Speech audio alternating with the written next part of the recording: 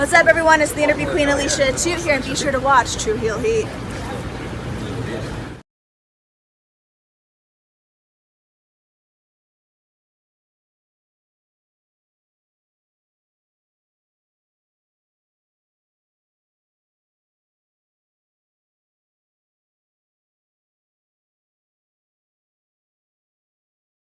This is M-Dog20, Matt Cross, and you are listening to True Heel Heat.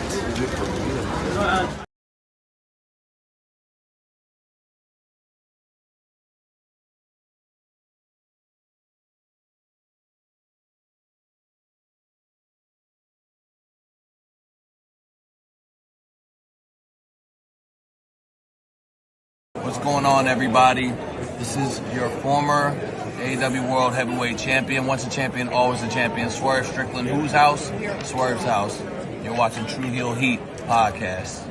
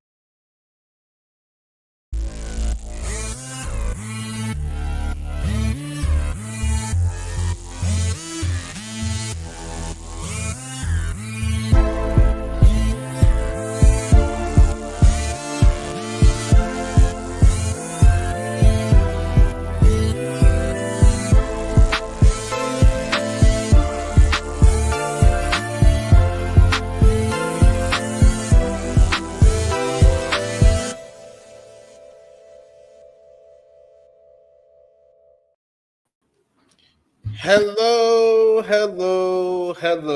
It is me, your True Heel Phenom, SP3. We are live on the True Heel Heat YouTube, Facebook, and Twitter for AEWramble, episode 173, Defiance, reviewing last night's November 20th, 2024 edition of AEW Dynamite, as only we can.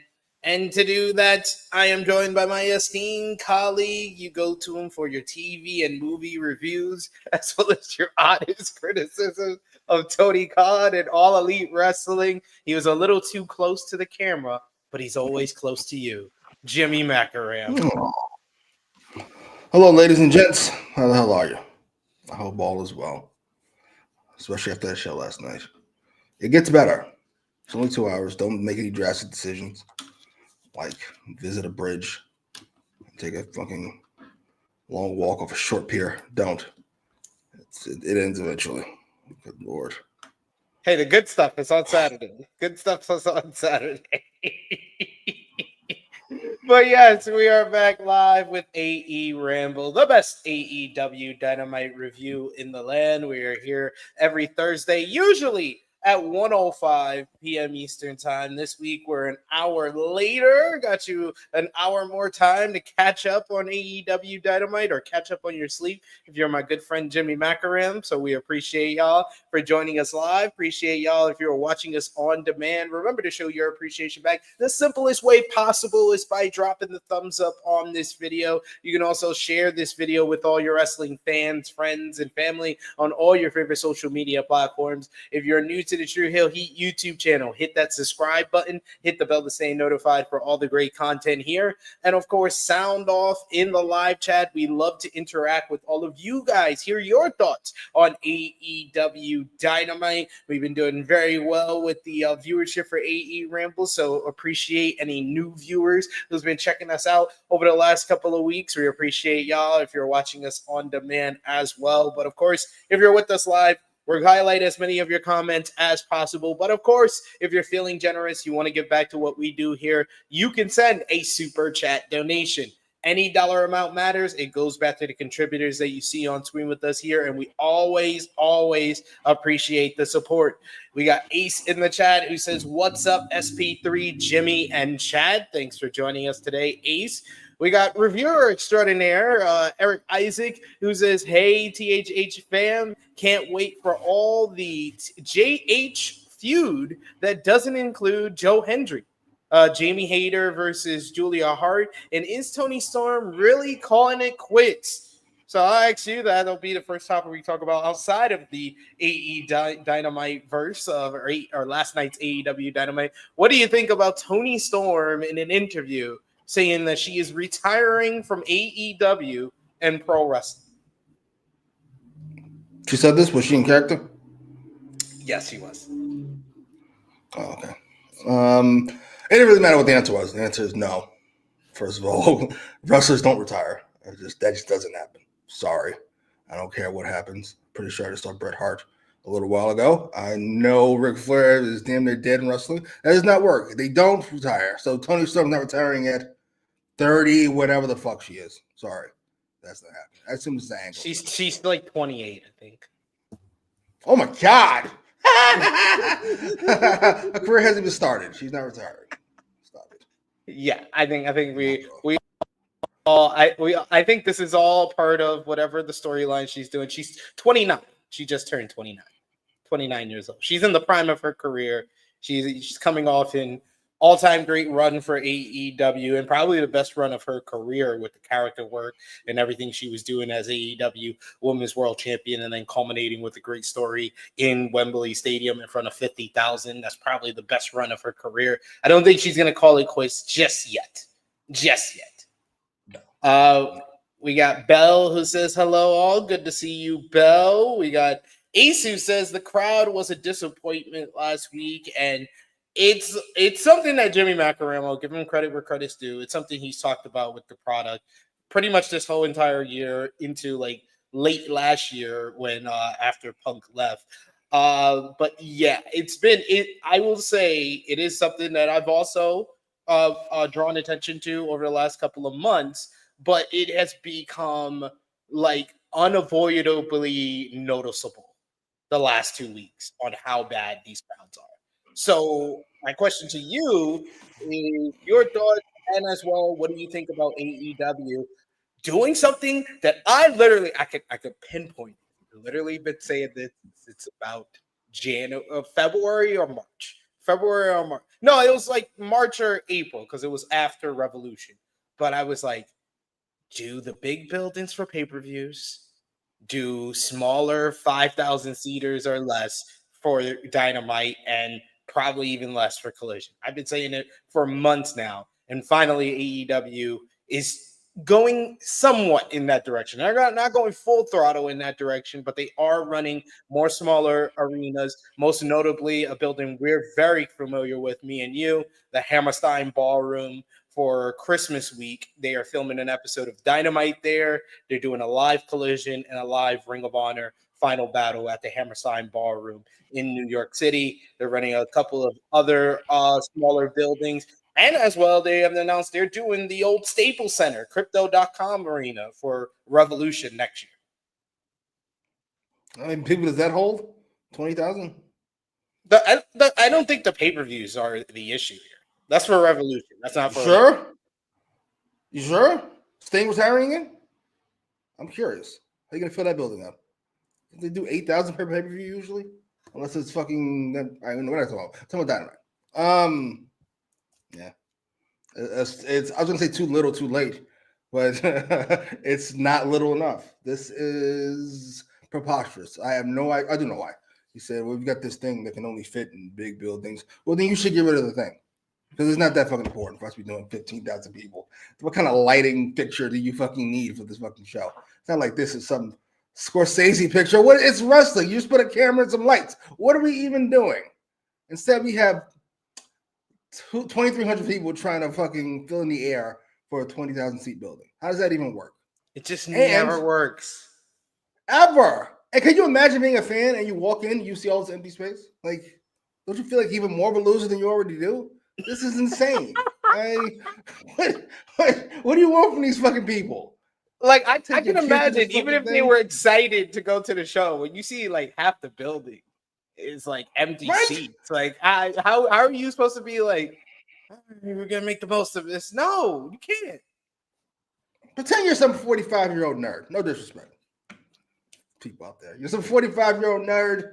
You take your fucking 18-year-old kid to the show. He's excited to see it. Your 6-year-old kid thought he was going to see fucking Roman Reigns. He's complaining the whole fucking time. And instead, you're trying to enjoy this match. And you look around and it's a fucking empty building. And you're spending $106 for popcorn and candy and sodas and shit.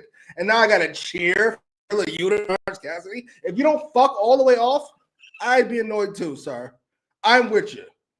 Enough. Thank you, Tony Khan, for being a year late. For fixing this very easy decision. Very easy problem that you're not really even fixing that much. You just are going in a better direction. Because you're running a little bit more smaller building. This is insane. Last 2 weeks though have been insanely bad. It's been jarring. Yeah. Because I was like, this week I thought it started off well. Like I thought the crowd was at least vocal for the multi-man tag, but unlike the week prior, where last week's show that fucking crowd died midway through the opener. At least the crowd was into this opener all the way through, with stars on the screen and everything. It worked out well for them. But then after that, it just got worse and worse and worse. Like the only thing I would say they slightly got up for was fucking Swerve and Lashley. It's jarring. I mean, part of me wants to give him a pass. Well, I will give him a pass. First of all, it's not my job to make noise. I make noise and I'm excited. It's not my job to make noise. I paid for my ticket to watch the show, not to help you and your fucking presentation. That's number one. Number two, and more importantly, what is there to be excited about? Like, what? I don't understand. Probably bought my ticket in advance, and now I'm here watching this. You know, I complain about main events. This is not even close. What are we even talking about? You didn't even try. There was like 2 bigger matches earlier in the show. This is I was like, this is a case where I have to lean towards Jimmy, and I have to be like, you definitely could have made a betting with the multi-man tag or the Darby and Claudio, because not only were they better matches, the crowd were into those a lot more than this. What the fuck? Holy shit. Like with what Claudio and Darby did out there last night, the crowd could have been dead like they were at the beginning of Orange and Wheeler, and they would have woke the fuck up because of what Darby and Claudio were doing. Like nothing that Orange and Wheeler did were better than any of the other Orange and Wheeler matches that we see. And the fact that, and I'm skipping ahead, I'm talking about the main event already because it pissed me off. What the fuck are we doing? This man is going for the AEW World Championship, Jimmy Macram. I understand there's people like you that's like, how can I take Orange Cassidy serious? You missed the peak of Orange Cassidy. You didn't push him as a main eventer last year. But I think the story arc going into last night's show, it's worked well. It's got him some motivation, some storyline investment that we haven't seen from Orange Cassidy's character in a while. And then I watched this matchup, and fucking Wheeler Yuta took 85 to 90% of the match, and fucking Orange Cassidy the number one contender for the AEW World Championship, trying to be passed off as the top babyface of the promotion, wins with a fucking inside cradle. I almost threw the remote at the goddamn TV, Jimmy Macram. That is shocking to me. I'll wait, but this is like, I always talk about how he doesn't know the basics. Tony Khan, that is. This is like one-on-one shit. Wheeler is meant to be sacrificed. That's his whole job to be here. And instead, he's going, I was going to say 50-50. He did dominate that fucking match with Orange Cassidy. It was not 50-50 at all. Like 50-50, we would be up here, and I probably would have waited to the main event to talk about it. But the man took 85 to 90% of the goddamn matchup. And then the number one contender for the AEW World Championship, pay-per-view main eventer, Orange Cassidy, wins with an inside cradle, then gets fucked up. And then gets fucked up by the whole heel stable because this dumbass decides he's gonna tell his friend who just want to help him even the odds. He's still doing it on his own. He just wants him to even the odds. And he's like, no, it's 5-on-1. He's gonna need all the help he wants. Man, it sure didn't look like it. It sure didn't look like it. It looked like you would get your ass kicked by Claudio and Peck. And they just taped you up for fucking target practice. And then the big baby face triumph. The big baby face triumph for the end of the go home show is he got up. He's defiantly putting his hands in his pocket. What the fuck are we doing? What the fuck was that? Can you imagine if somebody tuned into the show just now? Look at these grifters. Just bash my AEW, that's the whole point. You're trying to fight. That's what I wanted to beat you to the chase, because I know you would probably say a lot what I'm saying when we got to the matchup.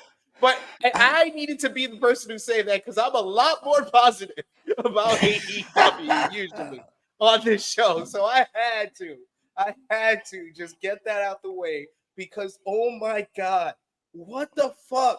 What the fuck happened after like 9:15 last night? Like 8 p.m. to 9:15, I was like, man, I say pay-per-views, AEW's got it, but they're really good at go-home shows. I was like, most of their go-home shows have been well. Wrestle Dream was like an outlier. That wasn't a good go-home show, but that was on a Tuesday. They were messed up and everything. So, this is more up to speed. This is more like an AEW go-home show. And then they just started throwing shit at me, Jimmy. And I just was like, by the end of the episode, I'm just like, I don't know what I'm going to give this out of 10. Doesn't matter. Just pick a number. Just pick a number. Oh my God. This was shocking. It's really over. That's a shame. As much as I could plan, I did have a fun time, at least the last 5 or so years. Yeah, I mean, I don't think it's over for the company, but I think that you might be right about the fucking Moxley Death Riders, what you said last week, that it's over. You might be right. Because when I'm watching the ending of the show and I'm just like, so you're telling me you've done 2 hostile takeover groups this year and you got some things right with one and then totally fucked it up after like a month. And then you got most of the start of this one correct. And then you just been fumbling the last couple of weeks. It's been really bad the last couple of weeks. The sieging of TBS, I don't think we were hard enough on that last week.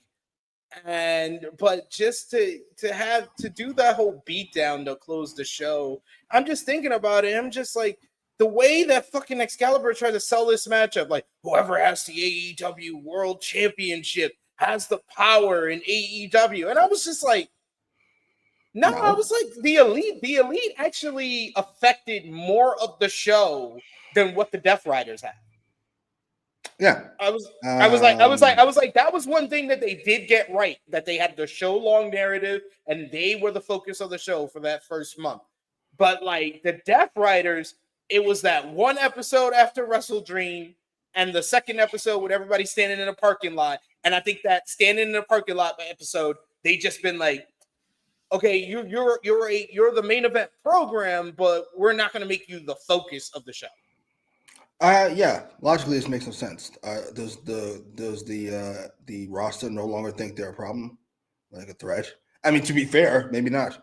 Maybe that's the story. Some agreement was reached because the Death Riders ain't been doing shit except cutting regular promos and regular wrestling angles. I don't understand what the fuck happened. Were you bothered by the ratings? I don't blame Moxley and them for that. I'm very confused by this. I think the main mistake happened at pay-per-view.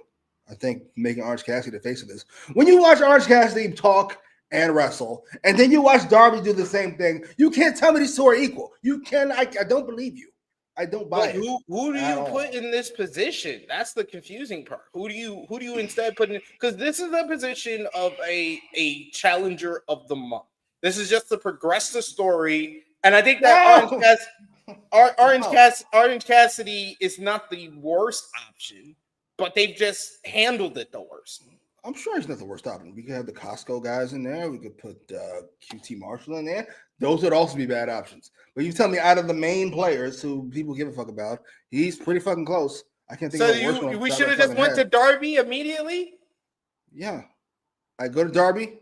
I'd murder Darby. First of all, he just lost to Claudio. We're not exactly fucking saving up his stock here. He just lost to Claudio. I'd have them murder Darby. And then he can come back in 6 months. I don't understand why we're trying to sell me on Orange Cassidy. Nothing says you're less of a threat than not being able to murder Orange Cassidy yesterday. What's the deal? I will give you credit because that's not the worst idea. Doing Darby right off the bat because Darby was coming off the Brody King win at Wrestle Dream, so it made sense there. He was the focal point of the babyface roster against them. Yeah, I mean that could have worked, and I do agree with you. I said it last week. It seems like the fans are more invested in Darby than they are Orange Cassidy right now. Ricky Starks doesn't work because Ricky, the last time we saw him, was a heel, and it just seems like Tony Khan has no intention of booking this man. Unfortunately. Props to Ricky though for saying several times that he's not hurt. Because you're not about to fucking injury keep me. That's not happening. I'm healthy. No. I'm fine. I'm fine. That's why I'm going. You know what? He's like, I had enough of this shit. I'm actually going to do independent bookings, and now he's going to be at House of Glory in January. Oh shit! Yeah. Damn. Shit. We got Belle in the chat, where she says, "By the way, I take Logan Paul over Costco boys any day." Okay. And that is probably the only time in my life I'd say I take Logan Paul. I would never say I would take Logan Paul because Jesus fucking Christ. I think he's talented in the ring, but I'm not gonna say I'd take Logan Paul in any situation because he doesn't know what to say and he has a lot of beliefs I don't believe. Nah, that's a nice way to say it. What are we running a church here? I thought this is wrestling. What are we doing here? I complimented his a political campaign. What is this? Come on, man. Enough. It's one of the only one. All right, then say it. Say the line. I take. First of all, it's very. I'll get us in trouble. I'm not going to say that by any man ever. But it's one of the only 9 draws in wrestling. You said non-draw? 9. Oh, the 9 draw. I thought you said non-draw. 9 draws in wrestling. He's one of them. Jesus. So Logan Paul, Cody Rhodes, Roman Reigns, CM Punk. Yeah. Nailed so far. Seth Rollins. He's at the bottom, but Seth Rollins. Wow. I didn't know. I'll do him in order. Jay Roman. Uso. What? No. I love Jay. Keep selling those t-shirts, brother. I'm not counting Cena or Rock, obviously. Roman, Cody, Punk, Becky, Rhea, MJF, Omega, Rollins, Logan. 9 draws in wrestling. No disrespect to anybody else. We can talk Drew. We can talk LA Knight, but come on now. Them 9 we should be arguing about. Ospreay. Maybe Rollins. We can argue about Rollins. Stop it. Don't do that, Skip. Don't do that, Skip. But I'm saying Ospreay in that conversation. Oh yeah. One of the guys we can argue about. Yeah, sure. Yeah. All right. Yeah, I didn't say in the 9. I agree. I can see your argument already by the 9 people that you named. We got the King Ellie show in the chat with a super chat donation. Thanks for starting us off strong, King Ellie. We appreciate serious. you. I'm not gonna sit back and take this fucking shit.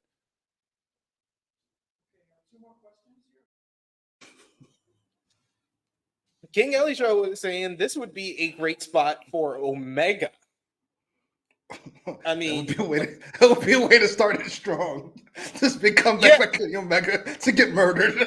Absolutely. I would love that because that would be such a New Japan storyline of big time babyface comes back and he loses because he's rusty in the ring. That's what, and you know, he would do some shit like that. So I wouldn't. I think that this is a better idea than even yours or. You know, like I said, Orange Cassidy could have been done well, but they just chose not to, I guess.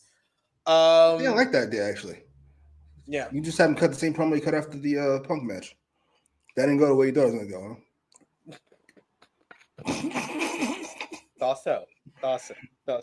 I do like, I even despite, you know, like you talked about earlier, the loss on this show, I do like the arc of Darby Allin. This shit ain't going to be easy for him. To climb this fucking mountain. I love the fact that result.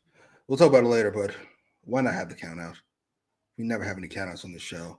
What a nasty bump that was. Oh my God. And the way he fell, where it looked like he was taking a nap. It looked like he had the cloak over my head like dead. Yeah. Oh my God. Oh my God. I'm not too bad at not doing the count out because it did put him over one more time before he got the pin. But I either or. I can't wait to talk about that match. That matchup made me so I was just sitting on my couch just smiling the whole time. It's just great. But let's talk about it. AEW Dynamite. Dynamite last night took place from Reading, Pennsylvania. Their debut in Reading, Pennsylvania, and I don't think they should go back. Bunch of motherfuckers just wandered in. What the hell's going on here? Where's The Rock? They were just giving tickets like it was like people like I heard the wrestling is on. Is that weird? I was gonna say Hobbs and Daniel.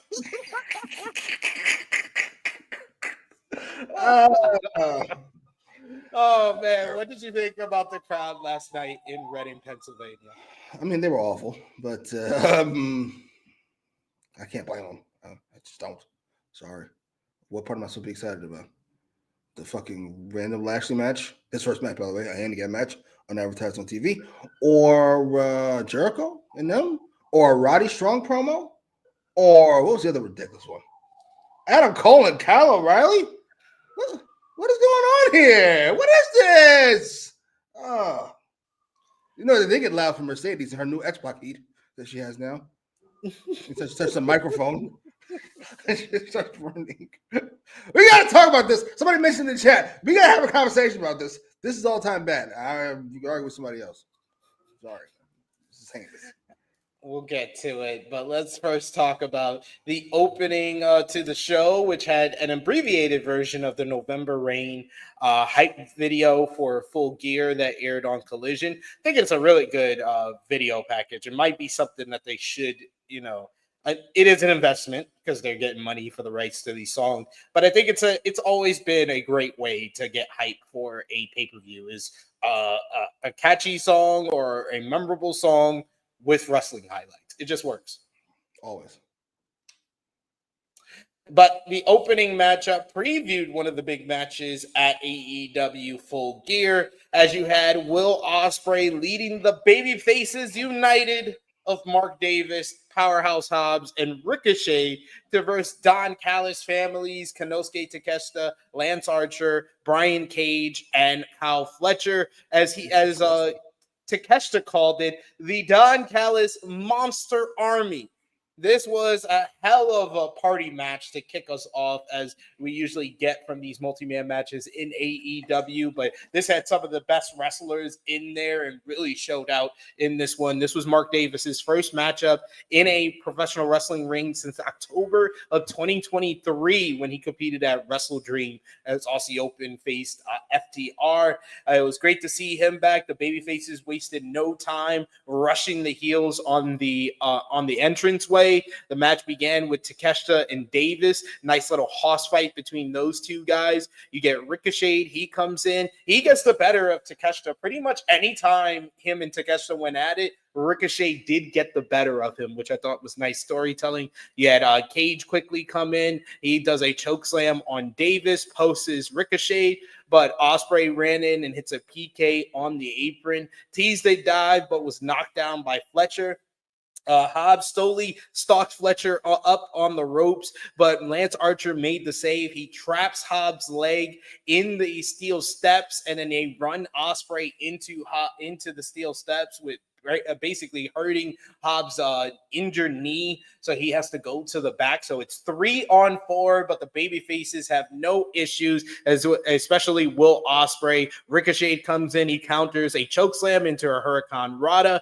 Archer was back up, but he started cleaning house, choke slamming Ricochet off the top rope onto a pile of the baby faces on the floor. You get Ricochet was worked over by the heels for a while until we get Archer and Cage basically doing like a launch on Ospreay into a Blue Thunder Bomb by Takeshita. I thought that was a great three-way triple team there. You also had handspring back elbow, created a double down, and then we get Ospreay and Fletcher started going at it. They started going wild for a bit. Anytime they were in the ring, the crowd was like really invested into them going at it with one another. You get Davis and Ospreay. They try to go for the Coriolis, the old finisher of Aussie Open, but the Callis family breaks it up. We get a big triple team offense from the Don Callis family before the babyfaces start running wild again. Hobbs finally comes back out even on one leg. He starts running wild. We get Meat Chance as he's doing the corner attacks on all the heels. He does a snap power slam, but he hurts his knee again, so he has to tag in Davis. Davis starts going bananas in this matchup. He is the power drive, freaking wild gut wrench power driver on Takeshita.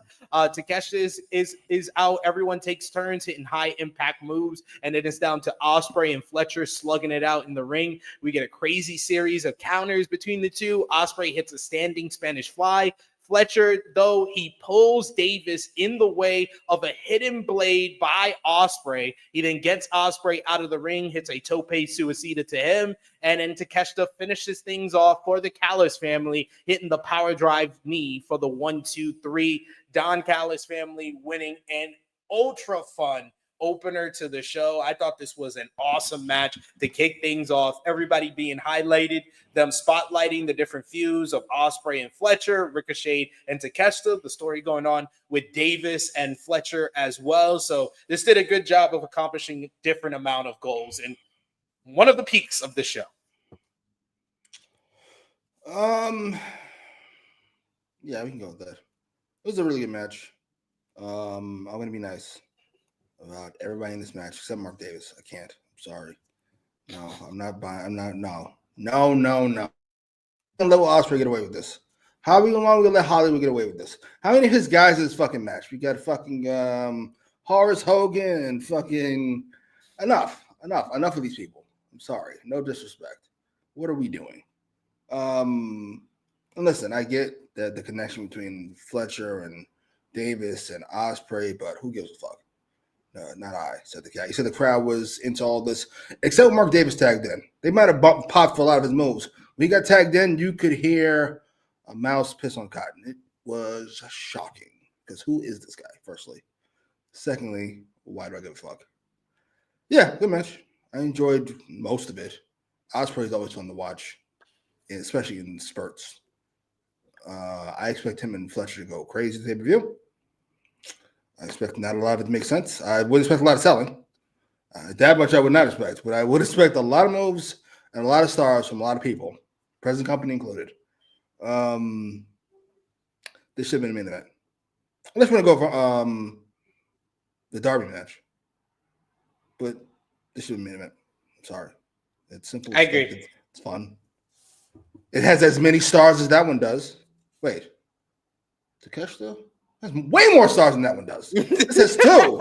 That one has 0. What are we talking about? Come on, man. Come on. This is insane. He said, wait, what? 2? That's enough. I gotta talk about this. What did I say last week? I said Ricochet is a good wrestler. He's very exciting. He's got a good look. The decent enough promo. He doesn't have the greatest voice in the world. He's got this strange kind of charisma. I couldn't figure out why I didn't like him and why he never reaches where he thinks he should reach. And what did I say? Because he's a cornball. And the first thing he does in this fucking match is a under the legs tag when he's supposed to be selling. He got his ass beat. What are we doing exactly? This is what I'm saying. The fuck? What a lame ass nigga. I really want to know why AEW either hasn't announced it or have basically pulled him and Takeshita from Full Gear because it hasn't been announced. Ooh. It's Hollywood's fault. And my guy take a loss, bruv. The fuck is that, bruv? Come on, man. It's like we need to pop a rating, bruv. We're gonna put it on TV, bruv. DQ finish, bruv. Annika says, man, I missed Ospreay. How long do we have to wait for him to be heavyweight champion? Knowing him, he's gonna wait till they're back in Wembley in 2 years. Oh my god, I can see that. I definitely think it happens anytime soon. You got to run through the Moxley thing. He's not gonna be the one to beat Moxley. So, how long ever left to that? I say at least 8 months. I'm interested because we know most likely Darby is the next champion. Who's going to be the champion between Darby and Will? That's what I want. Probably Christian Cage. Right up to Darby. Christian Cage. He deserves it. He deserves it after that promo. He deserves That's true. That's what the show is missing. I think about it. It's Mr. Christian Cage. Yeah, that was another glaring. It felt like when I think I pointed it out to Romeo a few weeks ago. I was like, man, Braun Breaker ain't been on this show in like 2-3 weeks. I was like, he was one of my favorite parts of the show. When your favorite part of the show or one of your favorite parts is missing, it feels like the show is incomplete. Yeah, I love that. Everybody asks at the same time. Big Man Dolls with the correct answer. That's what we're also missing from the show. We were missing. Yes. Christian Cage. I was like, man, not having Nigel here after having him last week and having fucking Daddy Magic. Because at least like Taz, when he's here, he's so bad that only he can be that bad. Like Daddy Magic was like fucking having a fucking AI commentator who just has a cool accent. He has the voice for commentary, but he adds nothing to this show. He does not. He's kind of generically bad. Like anybody could go in there and be that bad. Like he's just like a guy who kind of doesn't. He knows wrestling, but doesn't really know what he's doing. Though to be fair, he might be better than Tony Schiavone. Remind me to talk about Schiavone doing Darby and Claudio. Good Lord. He might be this generation's version of Matt Striker after the first year. Matt Striker the first year was great, but then Matt Striker after year 1, he just became a generic commentator. Like they killed his spirit. Yeah, I've heard that happens quite a bit. Psychopath yelling in your ear. Yeah, I can see that. Yeah, fair enough. Fair enough. He's like Byron Saxton. Nah, Byron Saxton is Uncle Tobin. Wow. Whoa! I haven't heard his commentary. That's wild. I gotta hear his comments before I throw that some money. I'll see. We go backstage to Jon Moxley, the AEW World Champion, with the Death Riders, and he calls Orange Cassidy a snake. Moxley said that his job Saturday is to eliminate Cassidy, who is a sociopath, as he's a threat to his people and will be destroyed. So much more going on behind Cassidy's eyes, as he might make it to Full Gear with his mind intact, but he can't say the same about his body. Claudio Castagnoli promises tonight that he will end Darby Allin, and he did it all in his native tongue, which made him sound like even more of a badass. And then we hear from Darby Allin, who says that all of the Death Riders will have their day. Tonight is Claudio's day. Any thoughts on what Moxley, Claudio, or Darby had to say ahead of tonight? It's the first miss for Moxley I had in a fucking while. What the fuck's he battling about? I did like the one line he said where he's like, you can probably find your mind, because Orange's theme song is called Where's Your Mind? Now I got a fucking rap genius to figure out what the fuck he's battling about? No. Boo. Boo. This was there. I'm sorry. I don't buy any Orange Cassidy's a sociopath. Again, it's supposed to be kind of ironic because considering who's talking, but miss. Claudio's fine. And Marina's jacket, that shit's clean. That's clean as fuck. She looks like a hitman. She does. She definitely does. Any thoughts on what Darby had to say? I wish she didn't say it. Can't be talking shit and getting your ass beat. Sorry. Ever. You can have your day. Then you get thrown through a fucking table. Shut the fuck up. It must have been your day. It must have been your day. Renee Paquette is outside in the parking lot welcoming the Hurt Syndicate to Dynamite. They pull up and MVP says he has a special announcement. He announces that tonight Bobby Lashley will compete in his AEW in-ring debut ahead of Full Gear.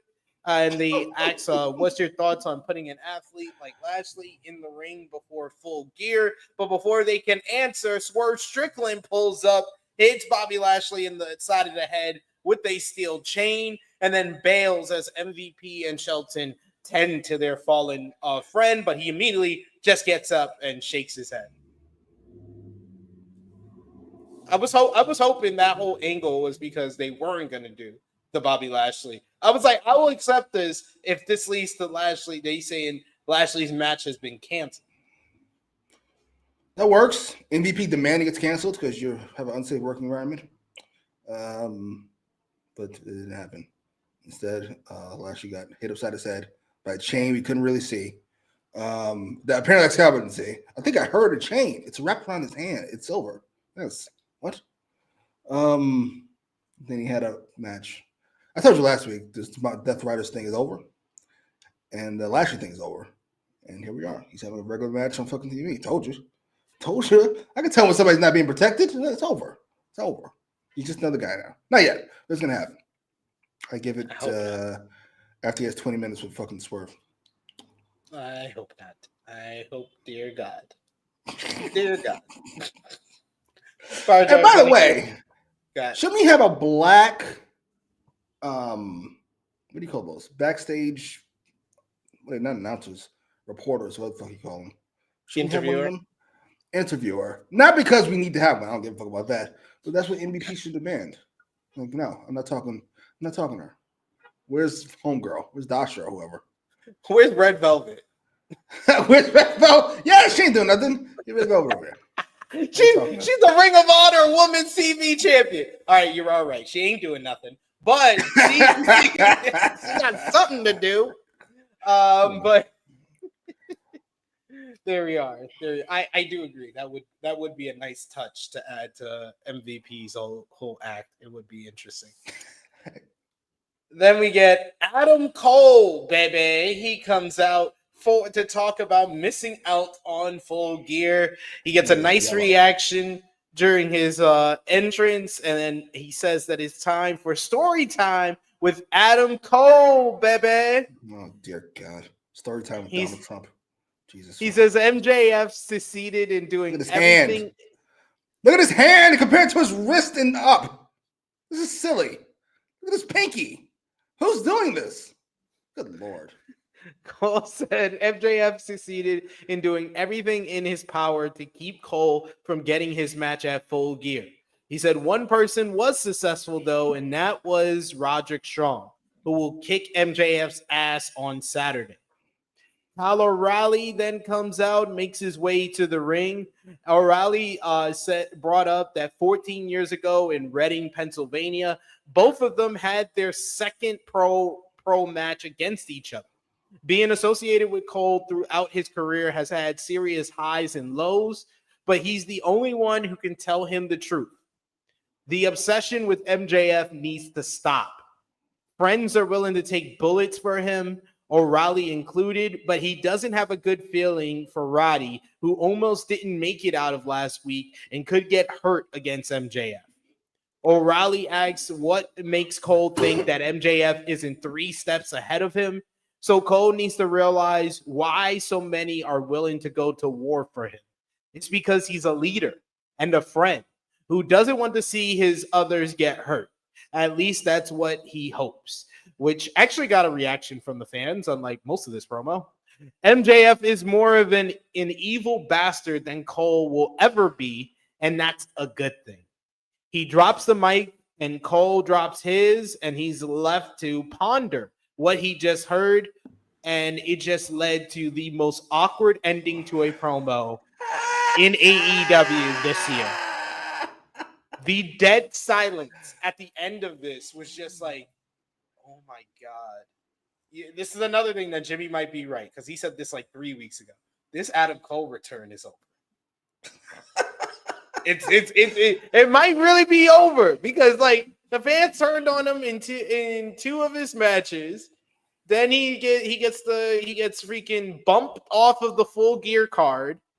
And then you're doing this promo with Kyle O'Reilly to basically start the next chapter of whatever your story's going to be. And it didn't seem like this crowd cared or gave a fuck.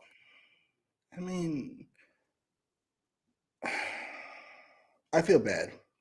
How old's Cole? 33, 34? He's somebody who I think it sounds way worse than I would like, but he might have just missed a chance. I can't put it any other way than that. He missed his shot. He had a shot, and then fucking he got hurt here. He had a shot, and fucking Vince didn't see it there. It's over. And now nobody's interested. I'm sorry. Listen, as WCW proved, you can only take so many hits before people go, eh. And now Cole's taking so many of those hits. It's like, eh.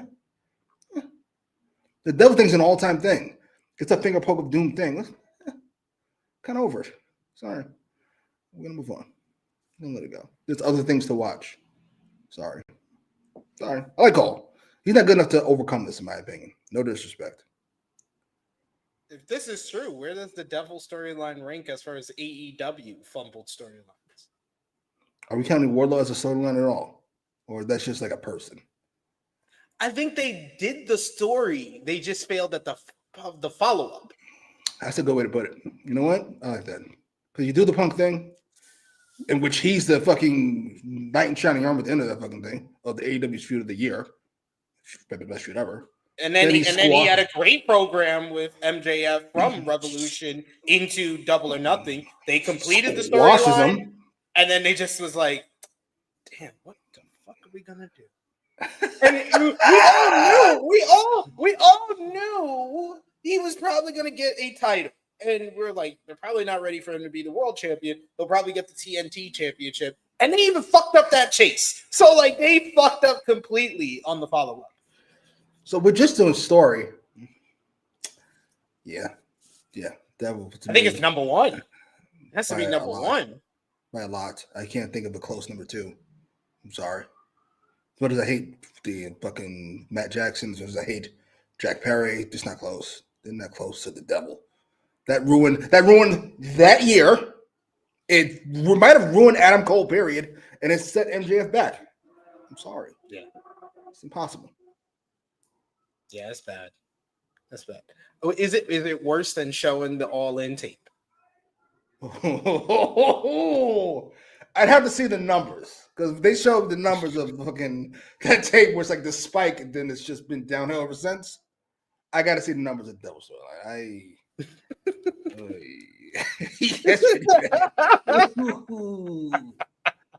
Oh shit! Oh my god! I've never seen. Well, that's not true. I keep saying I never, but I watched WCW. I'll say I've never seen a company hurt themselves like this before, but nah, they did a bunch of times. WCW.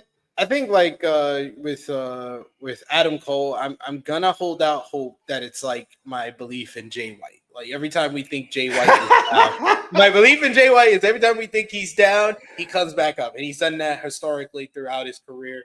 And I think that with Adam Cole, yeah, I think that WWE, his WWE run, I could pinpoint when it was over, when they broke up Undisputed Era. That was it. It was all downhill from there. Like that was it. Yeah. But here's the question: I know you guys like Adam Cole. I get it. He's fine. I don't know if he's as good as Jay White to be able to climb out of this fucking hole. Jay White has a presence about himself. I would put Jay White ahead of Adam Cole right now. Well, right now, yeah. Well, definitely better in the ring right now. Sorry, he's got a better look though. That's not difficult. And I'm not even talking about his shape. I'm talking about the fact that this nigga is yellow, and nobody gives enough of a fuck to tell him. Apparently, yeah. And Jay White just feels like somebody who he talks like he's somebody I should be listening to. Yeah, he always talks like I'm the shit, and you just don't know it yet. And like how many times like how just compare, I think it's pretty even, but compare the amount of times that people have said Adam Cole is washed during his 3-year run with AEW in comparison to being like people who have said, oh, Jay White's back, he's gonna be a main eventer. That's happened as many times as people have said Adam Cole is washed 3 times. To as much as Jay White, people have said, "Oh, Jay White's back. He's going to be a main event, a world champion." I think that's happened like 2 to 3 times in the year he's been in AEW. That's true. Oh, I'm so happy. It's going to be over soon, but I'm happy to see Jay White push. We got King Potato who says Adam Cole is absolutely washed in every way, man. It's Jesus. They're not doing him any favors. No, they're not. Like I'm not even sure, honestly. I'm not even sure if he's like completely washed because they have not helped him in any way. Like you could be like, oh, this guy's washed, but there's reasons for that. Like Carlito, he's washed because WWE did not choose to bring him back after Backlash last year. They should have immediately brought him back after Backlash last year, and they would have got a good 6 months of like kind of isolated prime Carlito because of that reaction. Jesus, yeah, way more hope than I got. That reaction he got, they could have got a good 6 months out of him. But by the time they brought him back in October, he's washed. He's 50. What do you want? If they would have used Mike Tyson properly, he's 60. What do you mean? There is no properly. It's over. And it's been over. Made quite a bit of money on that fight, too. It's over. It's been over. He made a pretty penny indeed. A pretty penny indeed. My man. We got Party Finisher says, so SB3, I watched Cobra Kai, and yeah, you were right. Britt is Britt. Yes, Britt played herself in Cobra Kai, which was hilarious. Didn't see Cobra Kai at all. And you never seen Cobra Kai. I understand. No. Is it based on a Karate Kid? You watched the Karate Kid? I'm sure I did. Whenever that came out. When was that? Good Lord. You weren't born. You weren't born when he came out. Oh, well, then I saw something. Did it have sequels? I might have seen the sequels. Karate Kid. Seems like I don't know what you're talking about with this nonsense. I'm gonna hold out just a little bit of hope. I'm up to like 10% hope for Adam Cole. 10%. Okay, so we did the MJF stuff. We didn't finish that, by the way. He's got to have his match with MJF. I know. Like, just get it out the way. What are we doing? What are we doing? Just get it out the way. Get it over with. Why are we prolonging this? Because he thinks this is some big fucking match. I don't understand. Maybe it's MJF's idea. I don't know. I think it's terrible. I thought we fixed all this when MJF came back. He just fucking power drove him. I thought we were moving on. I thought so too. And then we got to do the Undisputed Kingdom, Undisputed whatever the fuck reunion. Yeah. They should just do that. Just do the Undisputed Kingdom or Era reunion. Just move on. Just have them move on from MJF. Like Roddy gets hurt in the match on Saturday, and then Cole's like, you know what? I will move on now. That is the opposite of how it's going to happen. Well, maybe. That's the first half. The MJF shows up, power drives him or something, laughs in his face, and we're back on track. They're literally going to come up with a reason why Cole is now obsessed with MJF. After saying Cole is obsessed with MJF, they're actually going to give him a reason on Saturday with MJF injuring Roderick Strong. It's literally like they started this storyline at Wrestle Dream, and it's like a player who gets brought into the game when they're down by 25. And like every shot they've made, the score they're now down by 35. Like it's not, they have not closed the margin at all. They need a really big third quarter. Somebody. like if you, I want to say that Full Gear is the third quarter of this story. They need a really big third quarter on Full Gear. Yeah, They need the MJF Roderick Strong match to be excellent. And they need the angle to be effective. Whatever the angle is, that's going to progress the story. You get half of that. They'll have a good match because that's what they do. But angles, and he has been a miss for a while now. It's kind of shocking considering how good his creative usually has been in his tenure here. Oh, well. He's distracted, clearly. There's other things to worry about besides wrestling. Tight. Yeah. And then with Cole, like people were saying he was washed after like his first few months in AEW, or he's not as good as he was in NXT in his first few months. Like the concussion helped him because he came back and people were like, "Oh, let's give him a chance as a babyface now. Oh, that's cool." And then he caught fire with the whole MJF angle, the better than you Bebe angle. And we got Big Man Dogs that says it's so crazy because Cole and MJF was an actual draw. And they managed to kill interest so quickly. They didn't manage to kill interest so quickly. Cole jumping off that fucking ramp killed interest very quickly. You guys say so. I thought it was dumb from the start. I know you did. But you guys called me miserable. You are miserable. It was a draw for a couple weeks. And then what? Sorry.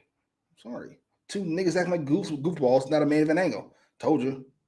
Sorry to break the news to you. Rocket Sock works because it's not the main angle. Sorry. It was the main angle. It certainly was not. Vince McMahon and Triple H was the main fucking angle. Austin and Angle was fucking two goofballs doing goofy shit in the main event. That was awful. Love Austin, love Angle. Two of my top 3 favorite wrestlers ever. I'm sorry. No. Gonna pass on that if you don't mind.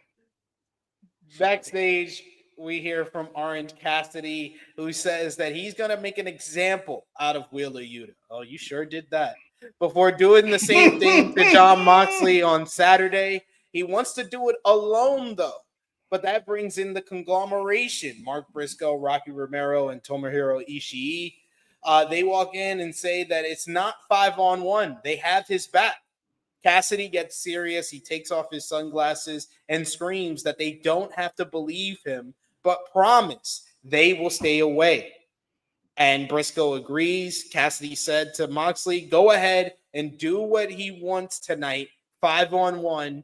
Come Full Gear, he'll need all the help he can get. This just made him look like the biggest dumbass. Like, let's wait for the pay-per-view. Or do this whole speech after the conglomeration helps you from the fucking Death Riders at the end of the show. Do the promo in the ring. Grab the mic, or even do it better. Do the promo without a mic. Just scream it. So even the fans at home will hear it. Some of the fans in the building will hear it, but make it feel real. Like, this just made you look like a dumbass by the end of the show. Yeah. Dumb. Agreed. It's like they've given Orange Cassidy all this a character development, and then they're just going to throw it up, all of it at the same time. He's a sociopath apparently, and he cares about his friends, but he doesn't want their help. And he's really good, and he's motivated. We got it. This is not. I don't need to hear all this. Jesus fucking Christ! Just pick a lane. He should have fucked Wheeler up. That's what should have happened. Yes. He fucked him up. Wheeler can get some offense, but at least let it be from like a distraction from the Death Riders. Or you just do the Death Rider opening, and then the music doesn't play, but that distraction is enough for Wheeler Yuta to go on offense, get the heat, get 5-6 minutes, and then you basically start the match with Orange washing him. Then you do that, you get your 5-6 minutes of heat. And then the ending of the matchup, 3 to 5 minutes, is Orange washing him. Pounding ground, Orange punch. He picks him up again. Orange punch him. He should have fucked the shit out. He should have fucked this dude up completely. Instead, we got what we got. What the fuck's going on? Here we are. What the fuck's going on? Annika says, I know y'all said it before, but would this have worked better with Darby? Yes. Darby has a much better hold on his character. He's better than Orange Cassidy in every way. And the fans give him more of a fuck. Yes. Easily. In Darby, I've never felt like it was a cheap win with him getting a roll-up. Because he could do the last upper, which is basically a roll-up finish, but it's at least one of his finishers. That's true. Darby's fucking fantastic. He's we said it once, we'll say it again. One of the greatest TV wrestlers of all time. And he proved it again. Oh. I don't know either. Next up, we had Chris Statlander going one-on-one with Hikaru Shida ahead of Statlander's TBS Championship matchup at Full Gear. Both ladies were very evenly matched in this one, showing off. It's not 2020. Can we let this fucking Sheeta thing go? Still no. Enough. All right, never mind. Right. Evenly matched out of the gate. You get Sheeta working over the arm with some corner punches. You get Statlander slid out, swept the leg, and then hit a standing moonsault. We come back from commercial break, and Statlander hits a running corner knee strike before hitting a spin out fisherman buster for a 2. She looked for Wednesday Night Fever, but Sheeta was able to fight out of it. She threw a series of forearms, which Statlander no-sell. We get a wrist clutch schoolboy, which I've never seen before. Nice little combination by Sheeta for a 2 count. She held up onto the wrist and then hit a pump knee. She stalled when she looked for the katana knee strike after Mercedes Moné kicked out of 4 of them, which I thought was a good story element to follow up with Sheeta's character after All Out, even though it's like 2 months too late. Connected with a Falcon Arrow for a 2 count. She then hit a release German suplex. She wanted a katana, but Statlander was able to fight out of it. She eventually does go for the katana again, but Statlander hoists her up, hits the Wednesday Night Fever for the 1-2-3. Statlander picking up a win over the 3-time AEW Women's World Champion. Post-match, we get Statlander and Sheeta showing respect to one another. When Mercedes Moné comes out with Camille, who's got her arm in a sling, she puts over the Boston Celtics, talking about how Pennsylvania's own the Sixers are losing a lot lately, before mentioning that she will hold on to the TBS title longer than Chris Statlander, and she will be the greatest TBS champion of all time and will never lose the title. The fans loudly chanted, "Shut the fuck up," to Mercedes at this point, as Moné ordered Camille to go after Statlander despite her injured arm. Very hesitantly, she got into the ring, and they just beat her up like she was a fucking joke. Oh my God, what have they done to my Camille? They toss her out of the ring. Sheeta goes after her. Meanwhile, Moné goes in, tries to sneak attack Statlander with the backstabber, but Statlander holds on to the rope. She then basically gets her in position, and she plants her with the Wednesday Night Fever. She then grabs the TBS Championship and stands tall ahead of AEW Full Gear. I actually enjoyed this matchup, and I wasn't too. I think like I'm at the point where I'm just like, yeah, I'm frustrated that they're treating Camille like this, but I've just come to accept this is just who she is now. She's fucking Bulk and Skull. She's a fucking hapless fucking dweeb that just gets fucked up at every turn in favor of Monet having to sell all the time. So here we are. So I actually did think the post match was effective to once again get over that Statlander is this overpowering badass that Mercedes might not have an answer for on Sunday. So I thought it was a nice hook for their match going into Full Gear. But the match itself, I thought it was a rock solid matchup between Cheetah and Statlander. What about you? Solid match that helped nobody because fucking Cheetah's already had her match. Again, wasn't that match terrible, if I remember correctly? At All Out, yeah.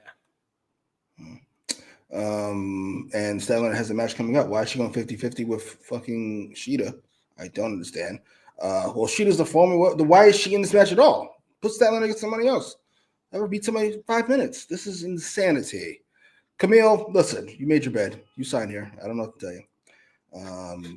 Yeah, you signed here. You knew what time it was. You knew where you'd be on the totem pole. I mean, I thought you'd been treated like this, but you knew you weren't going to be in the top 5, top 7, top 9. You knew what time it was. Sorry. And as for Mercedes, we have a conversation or no? And by conversation, I mean you all apologizing. With true sincerity. I'm joking. I know you all like to bring up the fact that she's not a draw and all this stuff. I understand all that. But we're not talking about that right now. We're talking about something else. We're talking about her quality of work. We're not talking about the fact that she's not a draw and the fact that ratings have gone down since she signed by 800,000 when she signed, 660,000 now, and that she not only is not Becky, she's not a draw at all. In fact, she might be a negative. We're not going to talk about that. Stop bringing it up. We're talking about the quality of her work. And the quality of her work has been mid, if I'm being nice, and worse than that, if I'm being honest. This is some all-time shit. This is like Wardlow if he came in where he should have been and then turned into the Wardlow that we got. I'm sorry. What the fuck is going on? Whose ideas are these? It can't be Jim Peppermint's because she has an Emmy, I was told. So this is not her idea. It can't be. And it can't be Tony Khan's. It simply can't be. It can't be. She's got an Emmy. I mean, she's no storytelling. It can't be hers. This is jarring to me. And I think we got a couple whatever there, but that's what I'm thinking about. I won't say what it is. In fact, I will say what it is. I told you the first week she was here. This is the fucking same character. It's 2024. What are we doing? What is this? Why do we have this fucking... The worst thing that happened was the fans turning on her too early. I think that they turning on her too early. Too early. You turned on her just in time. What do you mean? No, you turned on her when she was actually good in this company, which was the first 3 months. That's it. You say so. I thought when she turned heel, that was going to be when she got good. No, she stunk. She stunk this whole time. I'm sorry. In the ring was her only saving. Listen, having good matches with Stephanie and Willow, we're not counting that. We're not counting that. We're just not. She had a good build to the Brit. It was the I said it. I think I said it on this shit. I was like, it was the opposite of the Bianca and Sasha feud, where no one remembers that the build was awful because the match was great. With the opposite is with Britt, is that no one remembers the build was good because the match sucked. Do you hear how we're parsing this? If I said in March, when did she get here? March? If we said, where does Mercedes rank? I said it before. On the short list of greatest ever, she's on the list. She's on the list. Probably thirds. But the fuck? Have you gotten any of that? The last, however many months she's been here? 8? Come on, man. This is just not worth it. First of all, not worth the money, obviously. It's not worth the airtime. What is this?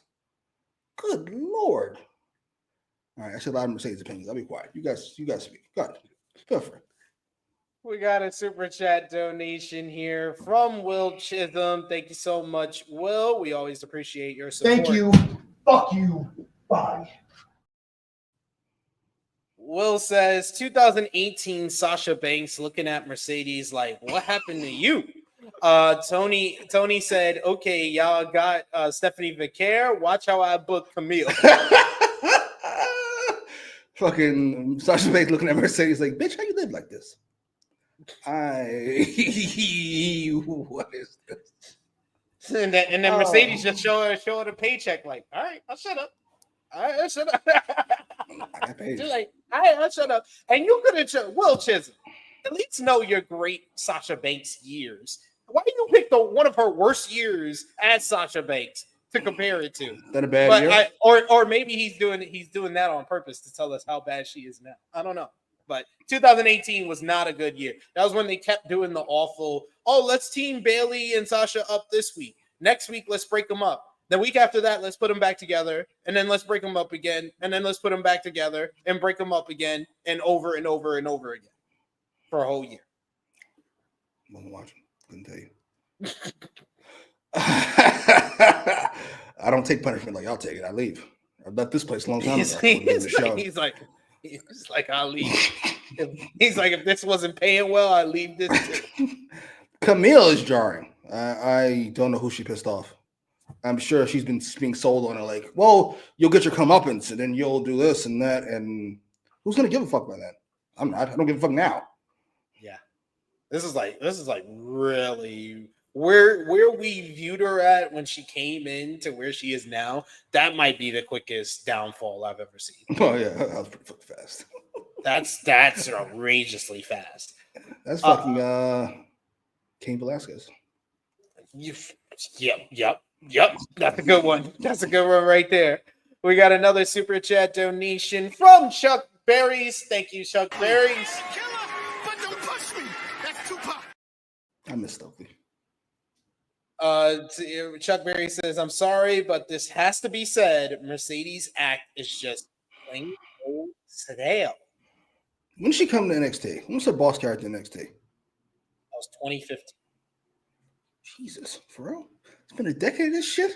2014, 2013. Oh my God! Good Lord. It's been a decade of this. I know she thinks this is like some whatever shit. It isn't.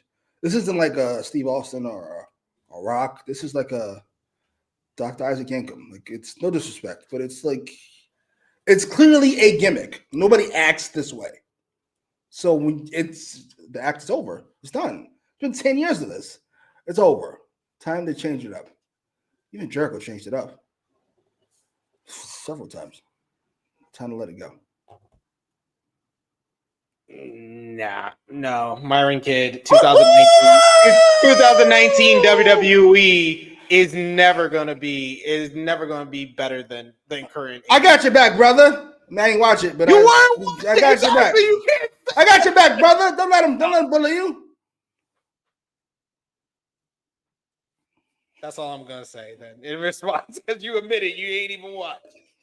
We do got another super chat donation from Will Chisholm. Thank you so much, Will. Listen up, you prick. Will says Nick Khan is like, I'm glad I didn't overpay for you. That's what Nick Khan said to her. Listen up, you prick. Which I can imagine him talking like on the phone. He seems like a very serious motherfucker. Yeah. He probably called up. He probably called up Triple H. You see, I did good, right? I told you. I know you were mad. You were mad at me, right? But I was right, and you were wrong. That's why I'm in charge. You work for me. See? I got you. See how that works? You see how that works? I'm looking out for you. Always got your back, homie. We got one more super chat donation before we get back into the show from Bell. Thank you so much, Bell. Always looking out for us, showing your support to the channel. We appreciate it. Tony Khan, this is also on you, because you can stop this. Mercedes, Bell says Mercedes having a good match with Stephanie wasn't good for the AEW women's division because WWE watched and took Stephanie. Yeah. That's all that's true. I'm not gonna blame Mercedes for that though. Yeah, that's probably a pretty big loss. Stephanie looks like a fucking star. I would call her up right after whatever the Julia match happens. She'd be my call up right after that. I'm sorry. She's ready. She's already ready. Fucking star. Good Lord. She's fucking fantastic. Yeah. And I wouldn't technically say it was good. It wasn't good or bad for the AEW women's division because I don't think that Stephanie ever was going to sign with AEW. I think that she was waiting for WWE to get the attention of WWE. She's admitted this in interviews that she always wanted to be a WWE superstar. So I don't think AEW ever had a chance. So I can't say it was good or bad for AEW's women's division. What if they didn't want her? She's going to wait forever? I've seen people who wait forever. She'd be like the rest of these. Be like the rest of these motherfuckers. She'd be like Britt and them. You sign when motherfuckers want you. So she's good enough. Maybe she's good enough. She know. Like I'll get the call. Yeah. Maybe she talked, and maybe she's like a lot of Mexican talent. Talked to Conan, and Conan was like, "I'll work it out. I got you." He does feel very fucking Godfather-ish. It's a little scary. The Godfather that talks so much. No disrespect, sir. Love you. We got another super chat donation from Will Chisholm. Thank you so much, Will. Killing the game today. We appreciate you. Why you so crazy? Take it easy. Take it easy. Will says, tears why I chose that year. He says, Camille had an NXT deal on the table, but you not Rhea Ripley, you Raquel Gonzalez. Oh, shit! She certainly is. That is actually a great comparison. That, yes, they have turned her into the equivalent of Raquel Rodriguez in AEW. Yeah, I think. Yeah, you know what? I'm trying to think what's better, getting your ass beat or running away. It's both pretty bad. Yeah, it's about the same. It's about the same. The fuck. Yeah. And this is the woman they're gonna have face Rhea Ripley on a pay-per-view, probably. Oh, stop it. Rhea, you got the stroke now. You got the stroke, Rhea. Can't say that shit out. Nah. He's like, do that to Wade. Do that to Wade.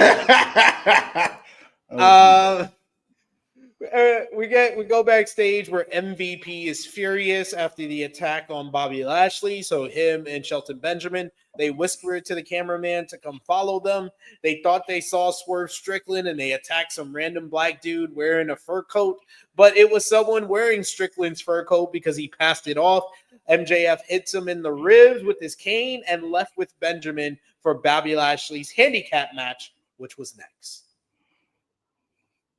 I know a lot of people think this stuff is stupid. This could have been a fun show long angle. Instead, it should have been a show. It should have been a show long angle. Right? It sets up Swerve as smart. It says that her business is ruthless. That I've been never gonna let that little shit slide. Absolutely not. Could have fucked this guy up worse, which would have been funny. Instead, it was just over. They should have started the show with the segment in the parking lot because it makes more sense. I just want to let wrestling shows know this. This goes to AEW and all promotions, including WWE. It makes more sense for a wrestler to show up at the beginning of the show, not in the middle or after the first or second match. Just want to let everybody know. And let's just Steve Austin, and he drinks, so we understand why he's but just saying, I think they should have done that at the beginning. This one they could do after like the first or second matchup. Then they could have done, if they still wanted to do the handicap match in this spot, they could have done one more segment in this spot instead of this one. If they did 3 segments to lead up to the matchup, then it feels like you did a good job at promoting the Bobby Lashley in-ring debut, and then we know something's going to happen afterwards, which would make fans want to tune in for the whole entire Bobby Lashley in-ring debut. Agree on all counts. I still think we get too much time on wrestlers no matter. I'm sorry, Lashley should be getting more time, and fucking the Calories of the world should be getting less. I'm sorry. Yeah, I don't know why you do a fucking 10-minute in-ring promo with 2 guys who are not on the show on time. I don't know. Kind of common sense, huh? I don't know why you do that. It really seems like sometimes neither Triple H nor Tony Khan know how to book a go home show. I haven't been watching WWE recently. I ain't gonna hold you. No CM Punk. My motivation's a little down. He should be the fifth man, by the way. I stick by that. I stick by it. Over Seth. If Seth says yes after you just said no, you're a fucking idiot. I'm sorry. You just said under no circumstances. These are circumstances. I don't know what to tell you. Please don't do that. That's fair. Next, we get another one of my favorite parts of the show was a pre-taped video package with Adam Page and Jay White talking about their rivalry. Jay White says that he has had Hangman's number for as long as they've known each other, and at Full Gear, he can't wait to be the first man to make Hangman Adam Page tap out. And I have to say this in Hangman's voice. He's like, you think you're gonna make me tap out? He was like, this is my goddamn show. Like, what? I bugged out so much. The Hangman yelling into the camera. He's like, you can tell he is. I really want him to lose at Full Gear because I feel like he's at that Swerve Strickland point where one more loss is just going to drive him over the edge. This man is always angry and out of his mind, and I love every minute of it. But him saying that the Full Gear is my show. They named the goddamn show after me. That was a great line. Great line by Hangman here. I enjoyed this. This is good. This was solid. I don't know how I'm going to like pay-per-view.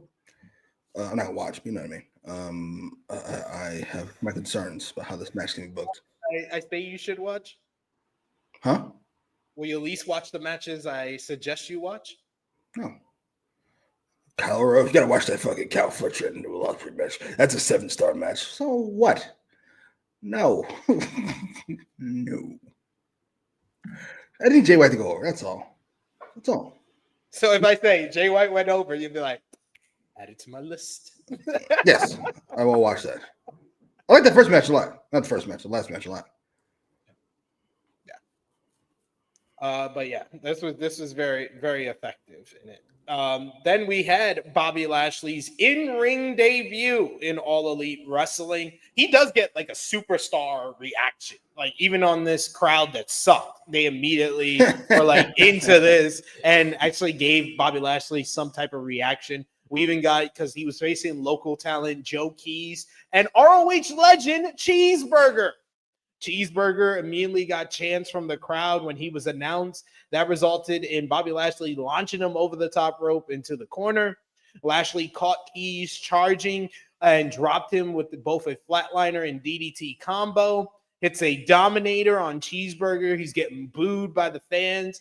Keys breaks up the cover, so Bobby Lashley does some brief offense, flattens him with a spine buster, hits the spear, and then applies the Hurt Lock for the victory here. Bobby Lashley looking impressive and dominating in his AEW in-ring debut.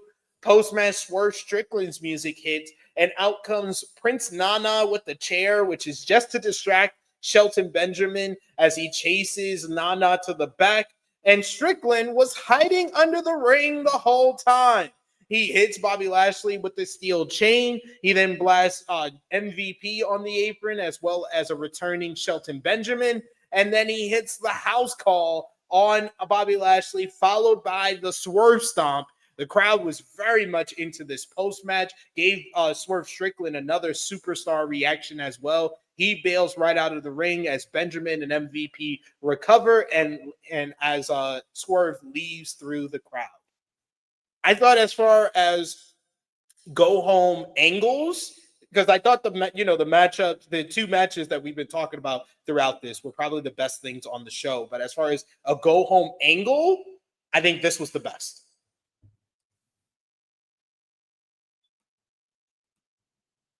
I think you're muted. There you go. Good? Yeah. I would like a lot more of it was good. You're muted again. I don't know what's going on. Did you hit something?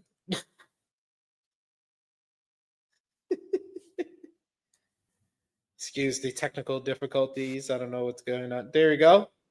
Are you good now? No? Oh, no, nope. He's still muted. He's just talking. He's just talking, and he's just still muted. Talk again. Let's see. Hello? There we go. You're good. Are you sure? You said it like 3 times Yeah. already. No. You're good now. Just don't touch anything. Just stay completely still. This was good. You know what? Yeah, probably the best go home angle. I would have liked that a lot more if Swerve had gotten murdered a week ago, 2 weeks ago, instead of having to fight all 3 people and then getting knocked out. But yeah, this worked. I mean, I can't be complaining too much. As far as all the angles on the fucking show, this is one of the ones that worked. Let's not look too much into it. It worked. It was good. It was good and effective, so I appreciated that one. We got Power Dog Finisher. He says, real question, do you guys think Bobby has progressed as a wrestler in the past? Who gives a fuck years? Yeah. No. Well, you do? I think he has. So. From where he was during his first run, he was much better in the second run with WWE. Oh, well, yeah. But I thought we were talking about, like, I don't know, last decade or so. No. Yeah, I think he has. Well, I don't think so. But I don't think he needs to. He's like 50, ain't he? 45. No, he looks great. He was like 45. I mean, what do you want? He's reached a level where he's good, very good even, and he's got a great look and a great presence. I don't need him to become fucking Punk on the mic all of a sudden. Just stay there, look scary, and fuck people up. And he can obviously go when he's ready to go. He's really good. We go backstage to the remarkable Renee Paquette, who is with AEW Women's World Champion Mariah May. Right, she is the women's champion.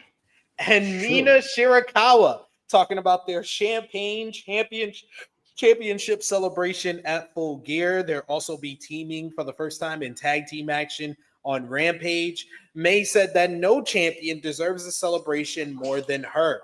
She takes shits and makes it shine. Anytime, anywhere. You hold the AEW Women's World title or you die. Shirakawa tries to calm her down and says that she'll give May the celebration she deserves, as everyone wanted Mina back, but she is here for Mariah, and she'll give her a celebration she will never forget. And then May basically shows the title, and the two start doing the shimmy dance again, which popped me a little bit by the end of this. But I think that you have to do some type of big angle with this championship celebration, or there's no reason. If it's just gonna be like we got at All Out, no, there's no reason to put this on the paper. It's got to be timeless Toni Storm. Yeah, or Toni Storm, since she's apparently retired. I'm jarred by this. I'm shocked. I can't believe how much of an afterthought Mariah May is. What the fuck? This is really feeling like AEW is treating like how WWE treats the months after WrestleMania. Ever since All In, especially with the women's division, though, it's really felt like WWE take the foot off the glass because we're past the biggest show of the year. Oh, for Mariah in particular, yeah. And the division as a whole. I can't even get annoyed about it. It just is what it is. It's been this way for so very long. When was All In? August? Yep. Yes, dude, we're talking about 4 months now. A whole fucking season. Like, it is what it is. If Toni comes back, I don't think I give a fuck. I'm sorry. I'm sorry. The Toni Mariah thing kind of... I'm over it. It was a great angle. It had a great payoff. You could have followed it up with something. But, like, how many months later... Doesn't like Mariah's been lighting the world on fire. Who cares? Who cares? She wants a belt back, so what? Yeah. I would have honestly, like you said, do the or they could have just done what they did, but do it in a different way. If you're gonna have Chris Statlander beat Willow Nightingale and then turn babyface to get a title shot, she should be doing it against Mariah May. I think that would have made more sense. And at least Chris Statlander feuding with Mariah May for a few months would have been better than what we've gotten, which is only one really good pay-per-view matchup with Willow Nightingale in the past 3 months. Why would Statlander go after the secondary championship that fucking Mariah May currently holds? Because it's not the secondary championship. That's why I think it would have made more sense. You turned her babyface to go against a heel champion anyway. Should have been against the title that she said that she teamed up with Stokely for. They didn't just team up to get revenge on Willow Nightingale. She teamed up with him to become the AEW Women's World Champion and then just completely forgot about it. Big Dog eats first, sir. And Mercedes gets first pickings, clearly. I am very disappointed. I'm so sad. Because Mariah made that heel turn. I think I watched it again a couple days ago. It's such a great heel turn. It is. Because he doesn't know how to book a good feud. Dummy, that is. Yeah. He just doesn't. No, Sorry. It doesn't seem like it. Or at least just continue the Statlander and Willow shit and just make it a three-way feud with Mariah. That would have worked. Instead of me got Anna Jay. Are you fucking serious? Oh, the match was good. Her title defenses have consisted of Anna Jay twice, Queen Amanada, Nyla Rose. This is the main championship, you tell me. Come on. Main man. What are you talking championship. about? This is the third championship. Main championship. European and Thunder Rosa's healthy. Jamie Hayter's healthy. Like, what are we doing? This idea we got to protect everybody is silly. It is. Protect everybody. Sorry. You cannot. And it's always better. Like, this is where I more agree here than with Darby. Like you said, this is where you should have had Jamie Hayter be the immediate challenger after Allin. She comes up short, and you do the Omega. I'm putting all the different storylines that we put together in one. You do. Jamie Hayter is the one who challenges Mariah after Allin. She loses because she's too rusty in the ring. Like what we said about Omega. She loses because she's dressed like a fucking idiot. So then she spends months getting her old look back. She puts on 10 pounds, and then she defeats Mariah May at whatever the fuck pay-per-view. No, that's what I'm not co-signing that, Skip. Not doing that. The words and opinions of Jimmy Macram do not necessarily reflect those of True Heel Heat, its viewers, or affiliates. I love you, Jamie, with all my heart.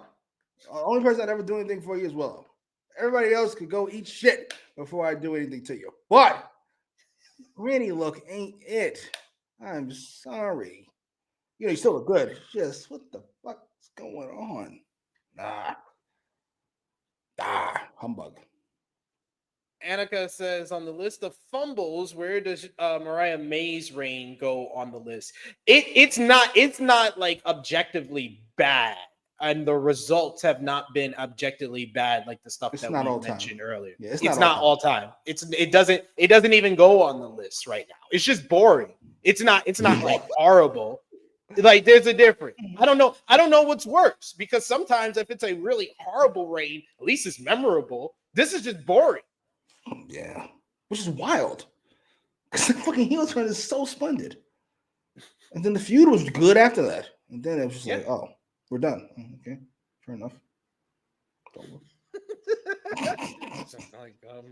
Okay, all right. You ain't have to stop that quick. All right. We get another super chat donation from Will Chisholm. Thank you so much, Will. Oh, speak, bitch. Come on now. Oh my gosh, Siobhan. What the hell is wrong with you? Will says, thank God for leaders like Mercedes and Paige to save the women's division and Miss Peppermint. LOL. Oh, that's fucking jarring. Yeah. I'm not gonna say don't blame Mercedes, but I kind of do. She's kind of indirectly responsible. She's minorly. Nah, she's pretty responsible. I'm sorry. Just her mere presence. The fact that she's holding the secondary championship is throwing everything out of whack. It is what it is. Now Mariah May seems like an afterthought. She's on Collision, facing Anna Jay. What are we doing?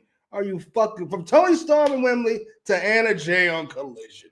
Holy shit. The fuck? Twice main event Collision. Oh, what the fuck? And then they're gonna be like, she main evented 2 episodes of Collision, guys. I'm just saying. Come on, not as bad as you guys said.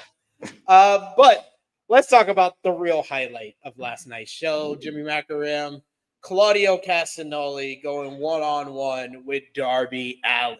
You knew as soon as this match was announced what was going to happen, especially after the last couple of weeks, seeing how Claudio swung Darby into the garage door last week, or when he gorilla pressed him into the ring post 2 weeks ago. You knew what this was going to be, and it was exactly that, plus so much more. You get Darby using the speed advantage to frustrate Claudio early on.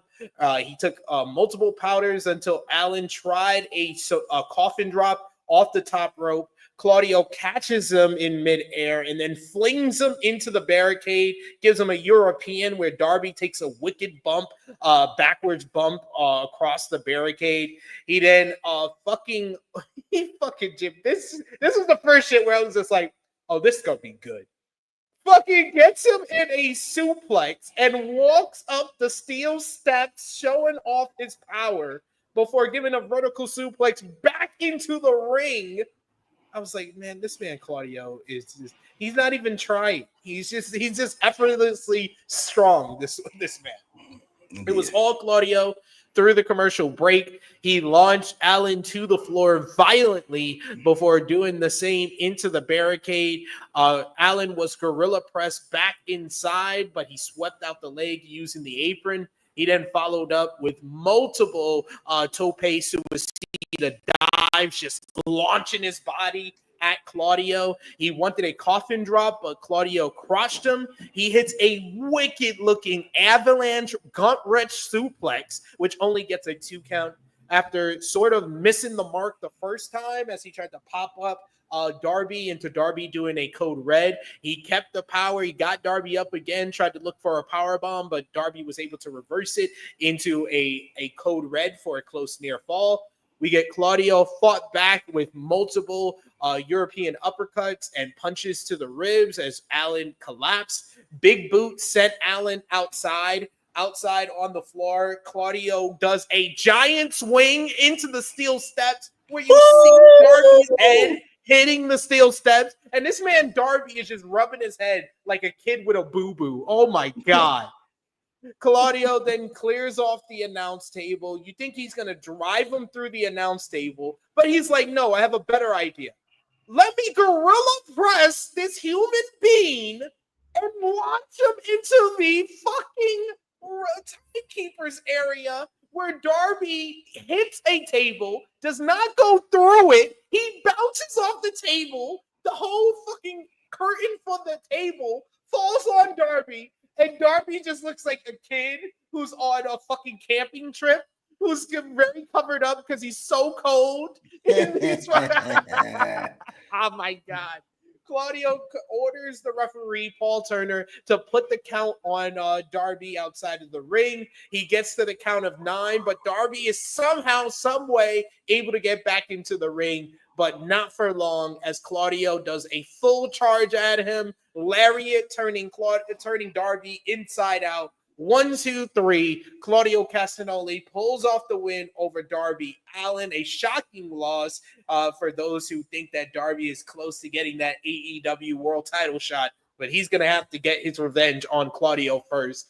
A fucking fabulous match. I enjoyed this match more than like the last weeks of we've had good to great matches, but man, I haven't smiled that much watching a match. But Darby Allin and his ability to take pain in unique ways and how it goes so well with the other person's ring style, this feels like the perfect opponent for Darby Allin. Like if we had to do our Mount Rushmore of perfect Darby Allin opponents, I'm getting Brody King, I'm getting Samoa Joe, and now Claudio Castagnoli is up as well.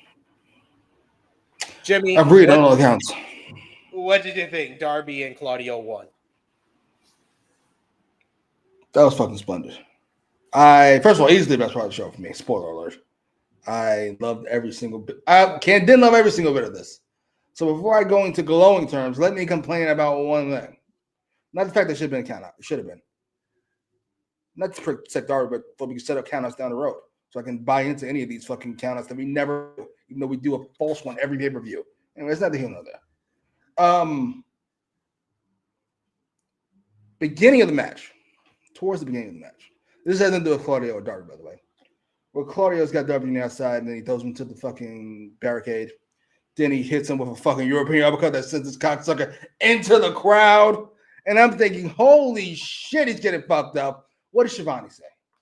What a great match. What a great show we're having. He's murdering this cocksucker. What are you talking about? Good Lord, I hate Shivani so much. Good Lord. It's like he just fucking these phrases. He just presses a button, spits out. What a great match. What are you talking about? I pressed the button. I pressed the button. Other than that, though, this was fantastic. I loved every bit of this. This is that was hilarious. He called the opening match a great main event.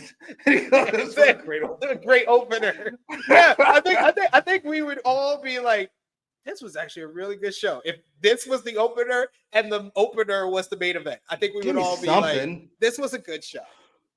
This was so good. Claudio really works with Darby. Darby really works with just about everybody, particularly big guys that can fling this cocksucker around. I don't know what I want to happen. I do know I loved everything I saw. I can't put any more simply than that. That was splendid. Yes, I'm going to give it to him. I'm going to give it to him over Mysterio, over who else was on that list? I said Psychosis. I think you had who's on your list of greatest TV wrestlers ever? Yeah, Mysterio, Psychosis, Austin, Right. Rock. I can't think of anybody I'm even thinking about taking over Darby. I'm sorry. No disrespect. Nah. Yeah, like Darby's like in the upper echelon. Like he's top 5 and he's not 5. Yeah, he's my number one. I could watch Darby wrestle all the time. He's fucking fantastic. And he just has this unique ability where I don't know if you got this watching last night's match. I was like, I felt like they didn't even scratch the surface of what they could really do together. This match was just 90% Claudio fucking up Darby, with Darby getting a 5% hope spot.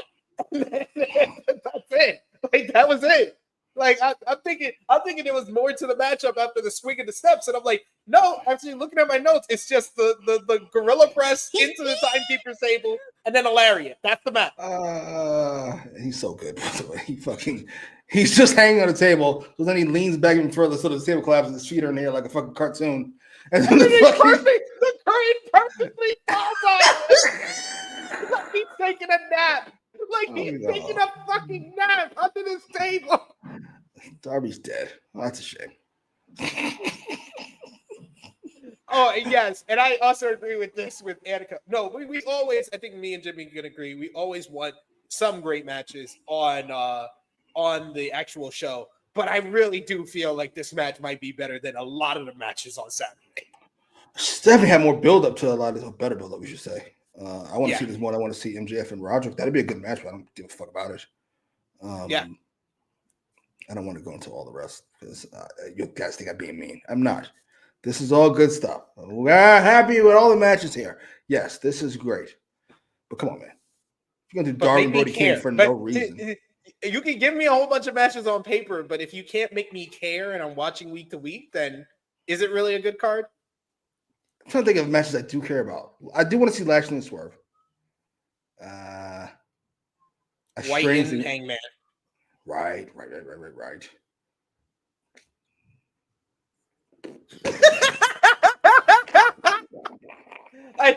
I know you, so I'm like, no, I can't say that one. Nope, can't say that one. Nope, can't say that one.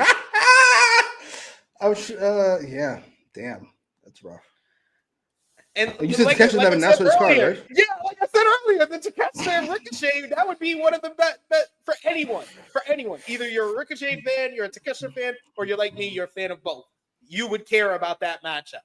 But it's not been announced yet. Like, what the fuck are we doing? I don't know. Oh, okay.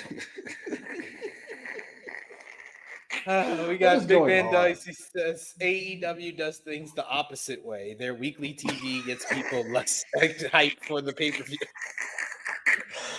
That's strangely true. I do think I'm not looking forward to, but more interested in Moxley and Orange Cassidy 4 weeks ago. Yeah. Fucking same thing for Private Party. Fucking what the fuck? They haven't been on Dynamite. They're on Collision. They're doing these shitty promos on Dynamite. What do I give a fuck? I want to hear these bums talk. No disrespect. Speaking of which, Renee Paquette is backstage with Private Party and asks them about their 4-way title match at Full Gear. Zay and Quinn said the odds are stacked against them, but they've always been that way, even when they fought the Young Bucks. Big Boom AJ and Big Justice walk in, and they did their stick and says, give them a boom, and they all flex together. And then we needed Big Boom AJ and Big Justice to cut a separate promo for their match at Full Gear. He says, Big Boom AJ says this match with QT Marshall is 20 years in the making. That's nice. AJ did his chocolate, he did the chocolate cookie thing, and the boom saying, as Big Justice said, there's only one guy they want ringing the bell when he pins QT Marshall at Full Gear, and that's the Rizzler. I know this has an audience, but I'm not it. This wasn't it for me. And then they did the boom thing. I never watched something and got absolutely nothing out of it more than that segment, that promo segment. I thought the whole reason to have him on the show is give him a minute to explain why he's fighting QT Marshall on 0 Hour. Just give him a minute, get it out the way. I guess they only had a minute for him to do his catchphrases. Are they TikTokers? Yes.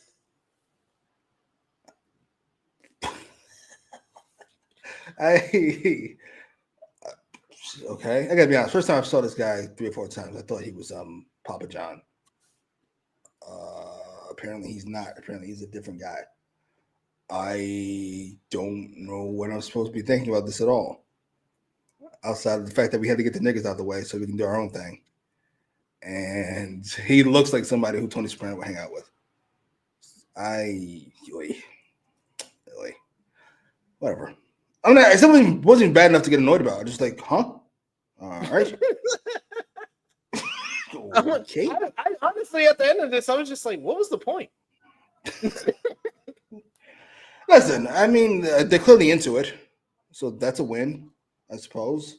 It's going to be on the 0 Hour. That's also a win for everybody who watched pay-per-view. Sure. By the way, I do want to complain about this because I hate this argument. So I'm going to complain about this argument that I hear made all the time. That mainstream attention and this, that, and the fucking third. First things first. If it's not synergetic, like a Mike Tyson or a Dennis Rodman, meaning they kind of, you feel like they belong in this world, it doesn't matter. And these are not the biggest stars in the goddamn world, like a Tyson or a Rodman. And that's not an AEW thing. I can go much higher. I don't give a fuck about LA Knight and what's his face, the homeboy from Indiana. I'm not interested. This is not for any basketball fans that can go, ooh, Tyrese Halliburton is on SmackDown. I gotta watch SmackDown. You don't give a fuck about Tyrese Halliburton on a wrestling show. You just want him to score points and pass the ball. Are you fucking serious? The Costco guy? Who gives a fuck? It's insanity. It's an insane thought process that needs to stop. I'm sorry. No disrespect to anybody. Yeah. It maybe the reason why I don't sound enthused about that last segment is because it started a run of segments where I just was like, where has the show gone? And the show, like we said before, the best parts of the show were 2 matches. And then we went like fucking 30 minutes without a match. And it was just nothing but stuff that did not actually accomplish the goal of promoting your pay-per-view on Saturday. With 30 minutes without a match. And it wasn't like a Moxley promo or MJF cut a long promo or something. Give us the rundown of what the fuck happened. Oh my God. This is jarring. So we get Tony Schiavone. Before the Big Boom AJ and Big Justice promo, we see MJF. He pulls up at a trailer park and he starts throwing change at a homeless guy. And Go get MJF it. says, sure. Throwing change down the street, and he says, fetch.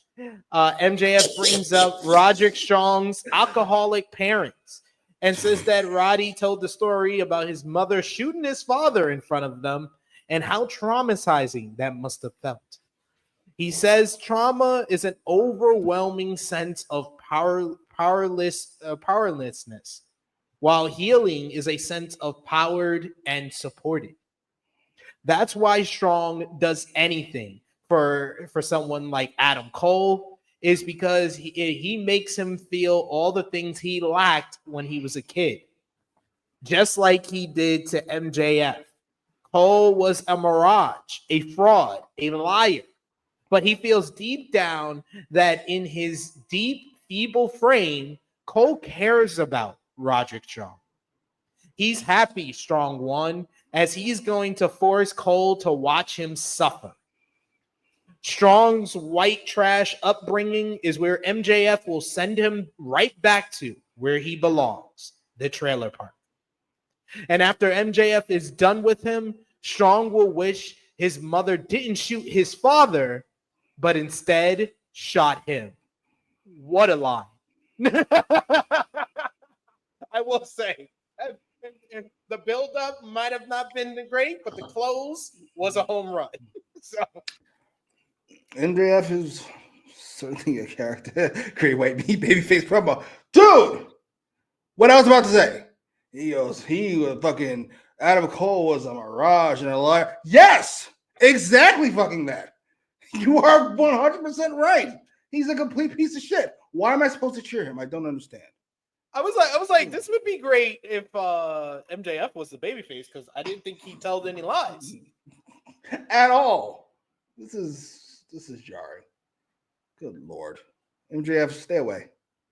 Now, I want you to come back because I like seeing you, bitch. The book is going to do you no favors. This is a mess. Promo was good, though. MJF's always good, yeah. At least. Yeah, I liked it.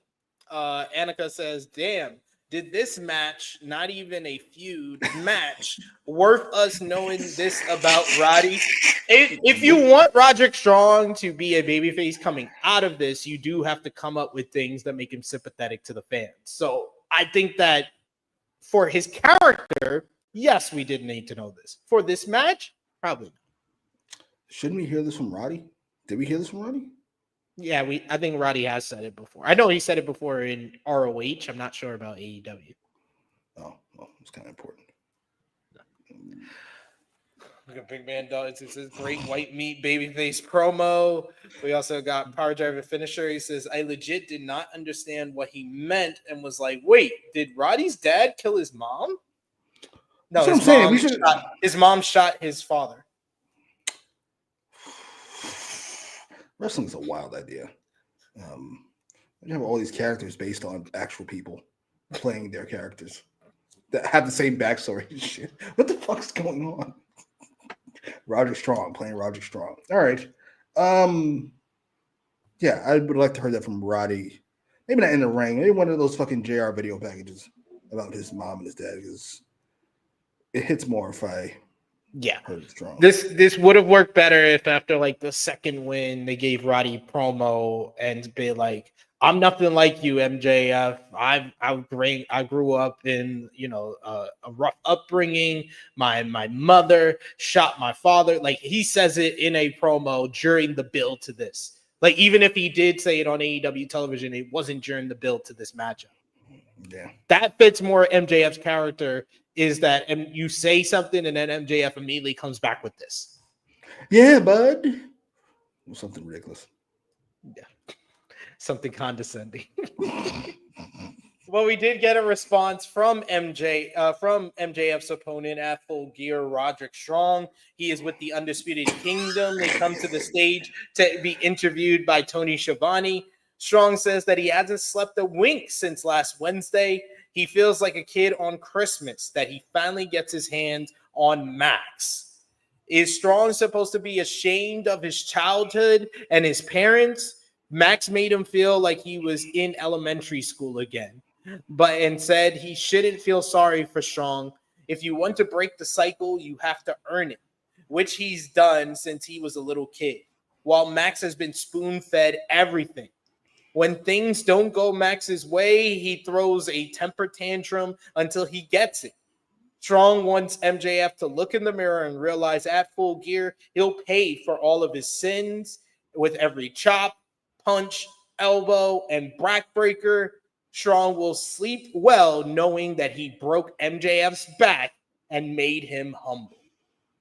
So it will go down this Saturday, AEW Full Gear.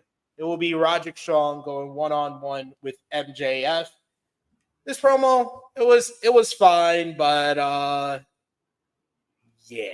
I would have wanted him to actually get triggered by the promo by MJF and show more anger instead of being like, oh, you don't affect me. I heard that when I was a kid. I don't think that really put over the promo in making the matchup personal as much. It does not. I don't know if anybody on the booking team or committee does cocaine. I know there's been rumors and stuff, but I'm not going to get into that. That's scandalous, whatever. I will say this. I don't do cocaine, so my memory is fucking fine. Roderick Strong's talking about when he loses, he's a whiner and a complainer. I'm not going to pretend like I didn't just watch Roddy Strong for a fucking year. We're not doing that. I was immediately when he said that, I was like, weren't you the guy who complained about not getting into a casino gauntlet and got a title shot? My first thought. Wait, wasn't it him? I could have sworn that was him. Like, knock it off. This whole thing's a mess. We should drop. I was going to say we should drop this. I thought we did that already. I thought we had done that once Max Power drove fucking Adam Cole. We need to drop this shit again. Like a bad habit. We do this match. Strong gets hurt, like you said. Adam Cole drops the whole fucking thing. MJF goes off to do his movie and then comes back in a month. Please. This is really doing nobody any favors. Instead of getting Roddy Strong a fucking pay-per-view paycheck. Romeo asks, who has lost more aura, MJF or Gunther? That's a good question. I'm going to go with MJF. Even though Damian Priest does him the favors, Gunther. Oh my God. I was just about to say, I was like, it probably is MJF only because he hasn't been here and that's a quicker way to lose aura. But the way they've been booking Gunther, they trying to catch up. They down by 10. They down by 10 and they closing that gap completely.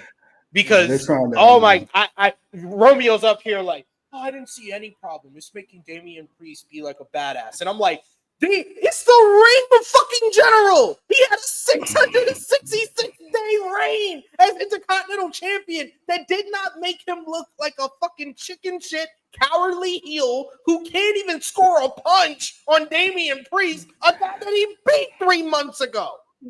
Yeah, I get one to protect Priest. I like Priest. I don't love Priest. But, yeah, this is a bit much. That'd be fair. As soon as we get that fucking Punk Gunther promo, we forget all about it. You know, my favorite Chicago wrestler is Colt Cabana.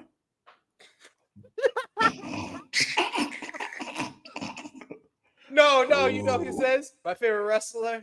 Jungle Boy. Jungle Boy. I can say that. He says the wrong thing. You know, he says Tarzan Boy.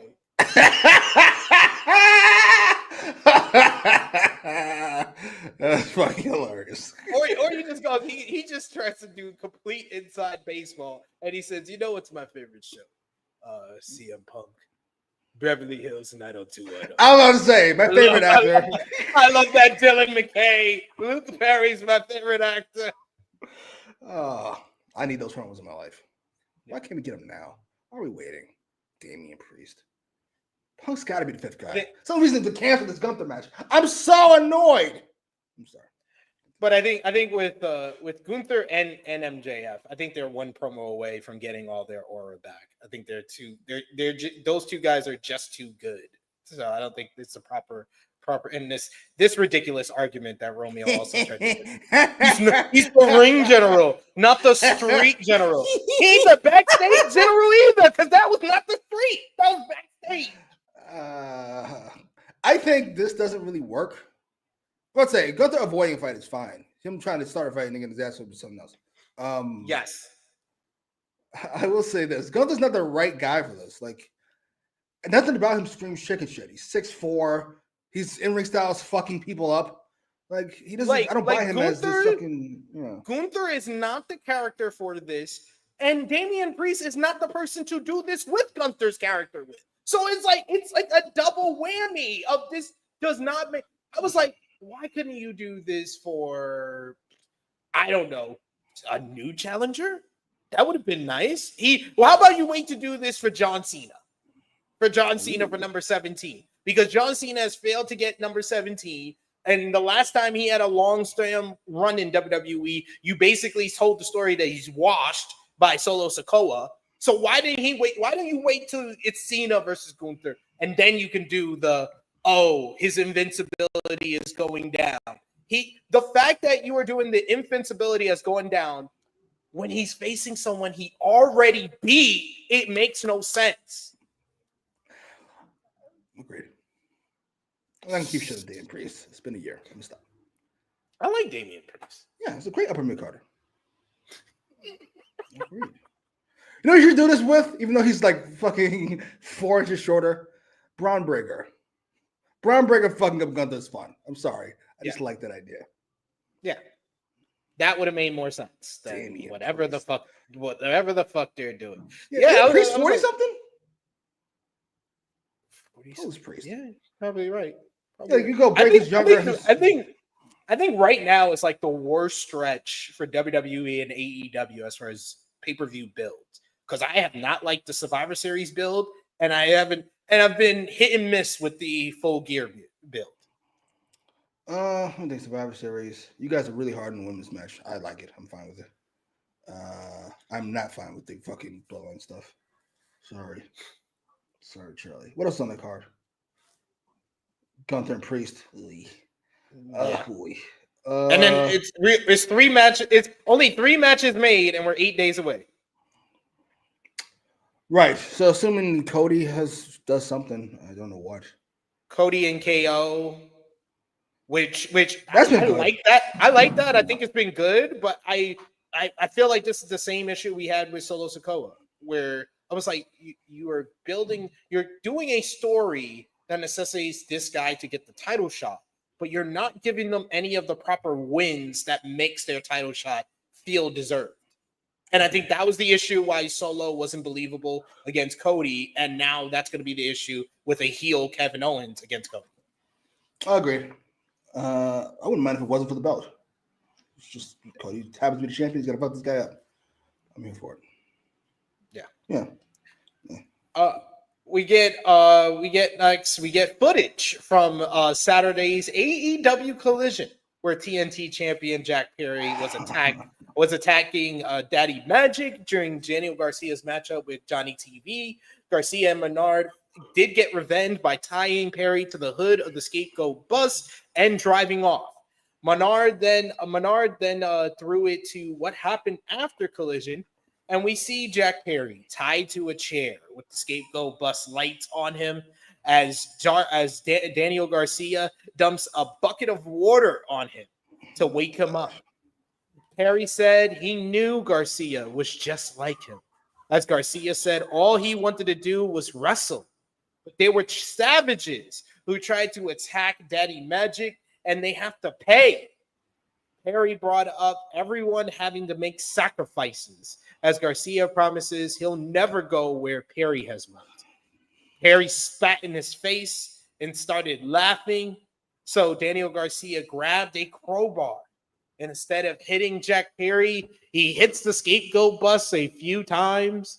He then turns around at Perry, who just laughs at him and asks if that's all he's got. And I asked the same thing. And then Garcia just storms off. Menard, who is manning the camera and filming all of this, says that Perry has a horseshoe up his ass before going after Garcia. And they just left Jack Perry in a warehouse. What the fuck was this? What the fuck did I just watch?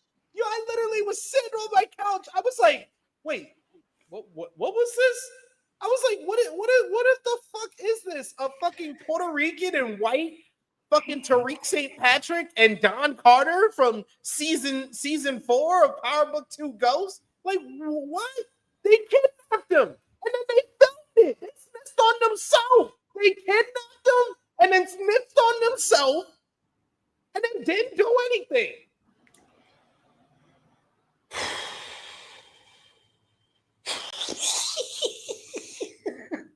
We talking about Gunther and fucking MJF. How about Daniel Garcia?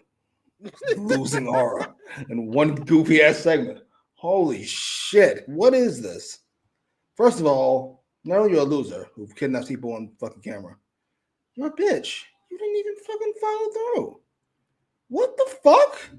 And then dummy fucking Daddy Magic. You got a horseshoe. He's right there.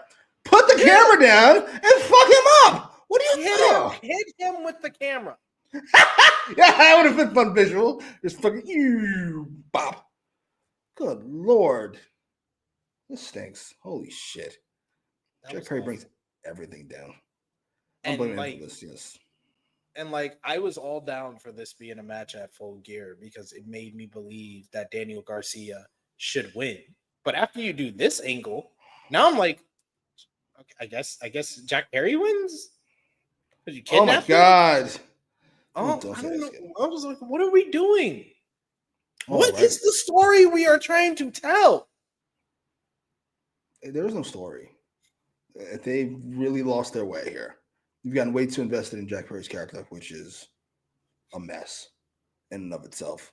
He's raving 1 minute, he's a bitch the next minute, and then he's a philosopher after that. This is jarring. Sacrifice. You got to sacrifice. Sir, the fuck are you talking about? You called the scapegoat because AEW blamed you, not because you're a fucking philosopher. Shut up. He's like, I babble and I sacrifice. What the fuck is he talking about? Oh my god, he's got brain damage. Oh my god, what are we doing? Where did this show go? Like, what happened? Like, even though we complained about stuff during the first hour, I don't think there was anything that just had us just like, what are we watching? It's so weird. It's like art students got a hold of the show. They're just looking, that's cool and abstract, man. You don't get it. Oh, clearly. You just don't get it, man. This is cutting edge stuff here. You just don't get it, man. It's okay. You don't get it, bro. You don't get it, man. All right. What are we doing? What are we doing here? How did we get here, folks? I don't know. And then it was just like they just said, you know what? We've completely lost the plot of this episode, because up next we're gonna get Chris Jericho and former hero EC, and then Ring of Honor world title contract signing backstage. I was like, okay, that's interesting. Why didn't they do this in front of the crowd? Oh, okay. Renee Paquette is sitting backstage with the champion and challenger, but Jericho refuses to sign the contract without his legal team checking it out. So he takes it out of the room. He walks off, but then he stands in front of a giant Collision banner with his face on it, and he admires himself until Ishii is behind him and starts stalking him slowly, very slowly.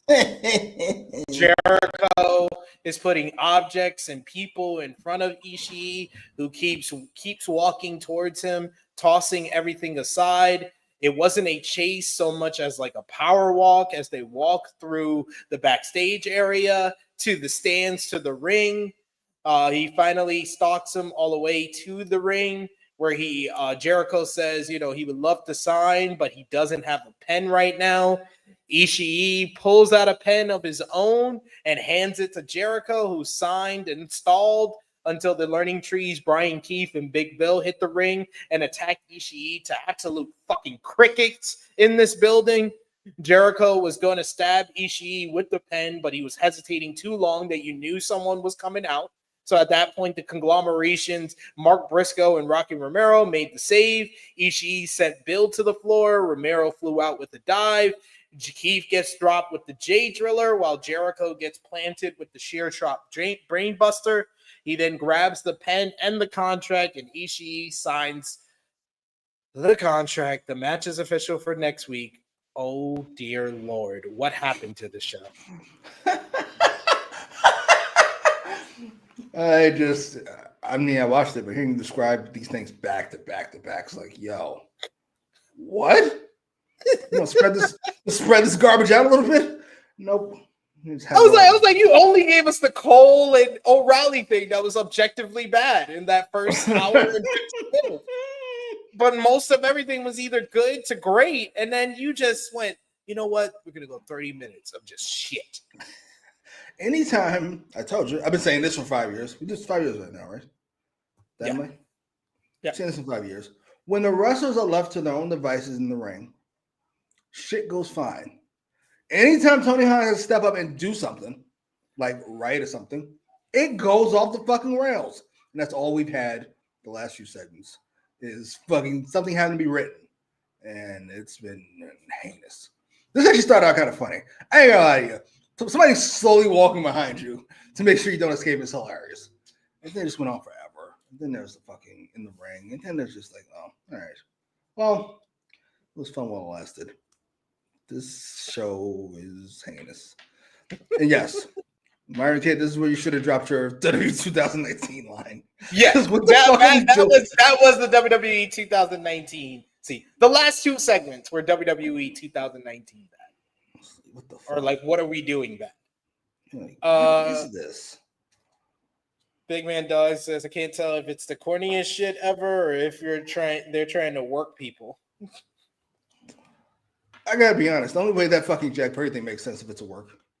Like they hug in full gear. Because otherwise, this just stinks. What is all this? Holy shit. Really? We got Big Man Dogs who says this might have been the most entertaining 30 minutes in a long time. I was laughing. 2000, so bad. It's good. It's good. TNA vibes. Oh my God. Fuck. And my main issue with this is too many people fighting people I don't give a fuck about. Like, I don't give a fuck about Chris Jericho anymore. He's fighting ECE. Ospreay is a star, but he's fighting Cal Fletcher.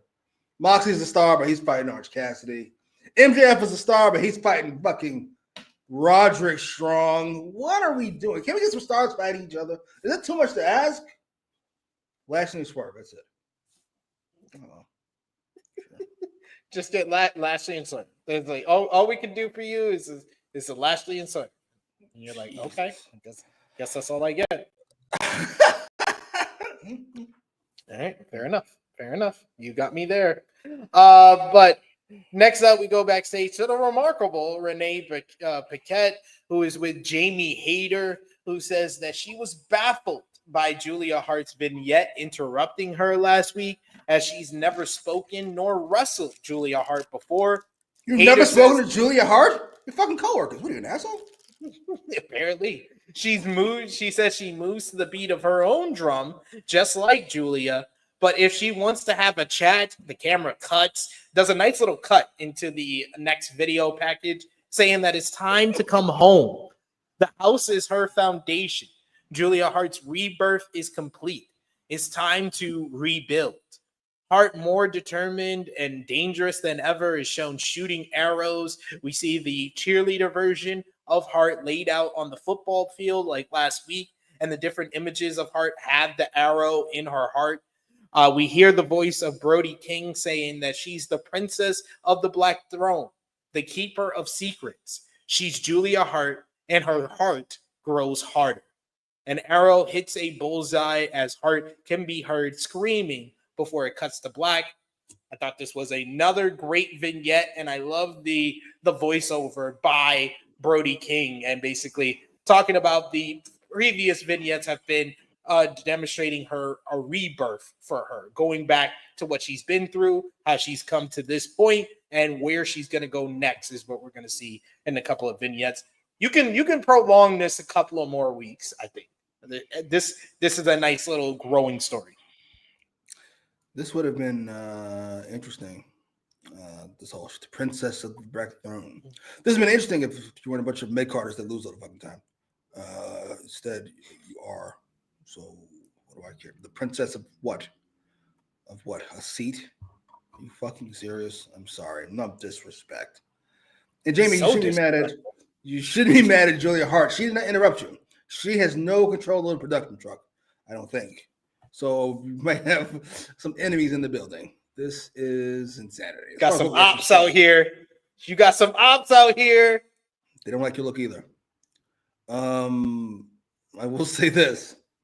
Jamie sounds really confident on the microphone. She stepped it up a notch. And Julia's fucking videos are fine. They're fun even. They're well done. If they're a waste of time. Art student back at it. Clearly the top of the class did the Julia Hart stuff. And the bum kids fucking whatever. It'll be nice. Oh, Lord. I don't understand why we make this so fucking dope. Jamie Hayter is back. Put Jamie Hayter in major matches, and then we move on with life. So she's had like 4 side quests in a row. This is silly. She had ADD. She's very easily distracted, clearly. What the fuck? I don't understand. Oh, we got Annika who says, look, it will be a good match, but do this after Hayter wins the belt. Please, and thank you. Romeo X's better bow and arrow, Julia Hart or Lyra Valkyria. I did not even know Lyra Valkyria does bow and arrow. Ain't this a wrestling show? All right, we're not gonna get into it. I was just gonna say this. I like Bird Lady. Not a Florida name, but I do like Bird Lady. The funniest part is the name's in front of you, nigga. I'm just saying, Julia Hart. I don't know if she has more potential. That might be too strong, but she's far more interesting at the very least. Because listen, Lyra Valkyria is rather plain. Not only in her in-ring style, though she's very good. The promos, her presentation, she's just talented chick. Unless Becky's around, then she's Becky's talented friend. Sorry, no disrespect. No, There's just a couple of ladies that like it's just like, oh, they didn't even try with your character. And Lyra Valkyria is definitely one of them. And there's a bunch of them on Monday Night Raw. Natalia, Selena Vega, they just give her a Puerto Rican flag. Agreed. I'm not. Ivy Nile. Ivy Nile, despite being an American made, they've done nothing to give her a character. Why does Maxine Dupree have more of a character than 90% of the Monday Night Raw women's division? What do you mean why? Same reason she's got a spotlight on her. What do you mean? Look at her. Have you seen her? You've been watching Raw with your eyes closed. Have you seen her? That's why. And no, I'm not giving no credit to whatever for Natalia. That's not your job. If you didn't have a character from the previous regime and you got there how many fucking years ago, that's on you, lady. Good Lord. You've been there forever. You're the same motherfucker. Somebody who's kind of related to Brett. Come on, man. What are we doing? What's up? I think Julia Hart's booking has been good for a while. I don't know what Power Driver Finisher is talking about. He says Julia Hart vignettes are nice. Wish she'd be booked better, but I think she's just coming back from injury. Didn't she get fucked up by fucking the Mercedes? Willow? Oh, not even Willow. Oh, she lost to Willow at Dynasty, and she's been injured since then. And then which girl took her spot? Who was the one that was with Julia Hart? Sky Blue. Christ, yeah. Good Lord. Boy, it fell apart fast. She got hurt. We'll give him a pass. I'll give him a pass to Julia Hart. She got hurt. They were doing fine. We also got Big Man Dog says Lyra needs a new gimmick when she gets a push. She needs a gimmick, not even a new gimmick. She needs a gimmick because Bird Lady and the feathers and stuff that ain't a character. Let's be real. Let's be honest. Let's be 100% for real. It's not a character. It's never been a character. It's something that worked on NXT because NXT, you just have to be good. You have to be good or charismatic. You have to be good in the ring or charismatic. That's all you have to do in NXT. Yeah. I mean, I don't know how extreme does it need to be. Because she doesn't seem like, I don't want to be rude because she seems like a nice person. But like, if you saw Tiffany Stratton, her character kind of pops right away. Even without all the Barbie stuff, you just kind of go, she looks like she's got a personality. Lara, she looks like normal. She just, like when you see Dragon on the street, you go, oh, well, why is he a wrestler? It makes no sense. You go, oh, it's really good. Sorry, Bird Lady ain't it. No disrespect. A lot of work to do. With all due respect, promise. Indeed. All due respect. Let's talk about the main event of last night's AEW Dynamite. You had Orange Cassidy going one-on-one with Wheeler Yuta. Yuta fires off a shotgun dropkick right at the start of the bell. We get Cassidy floating over in the corner. He got a series of near falls, but Yuta wrenched at the ear, but Cassidy quickly got a seatbelt pin for a near fall.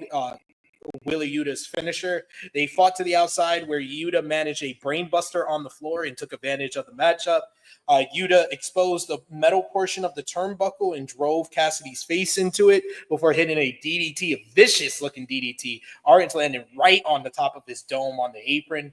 Back from break, both guys are slugging it out with forearms until Yuta bit Orange's head. He then, Cassidy battles back with a PK and then a stiff-looking brainbuster, but he only gets a 2 count.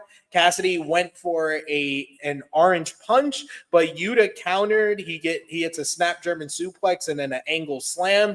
He starts laying in the hammer and anvil elbows, but Cassidy put a stop to it. He grabs the fingers of Wheeler and then snaps them.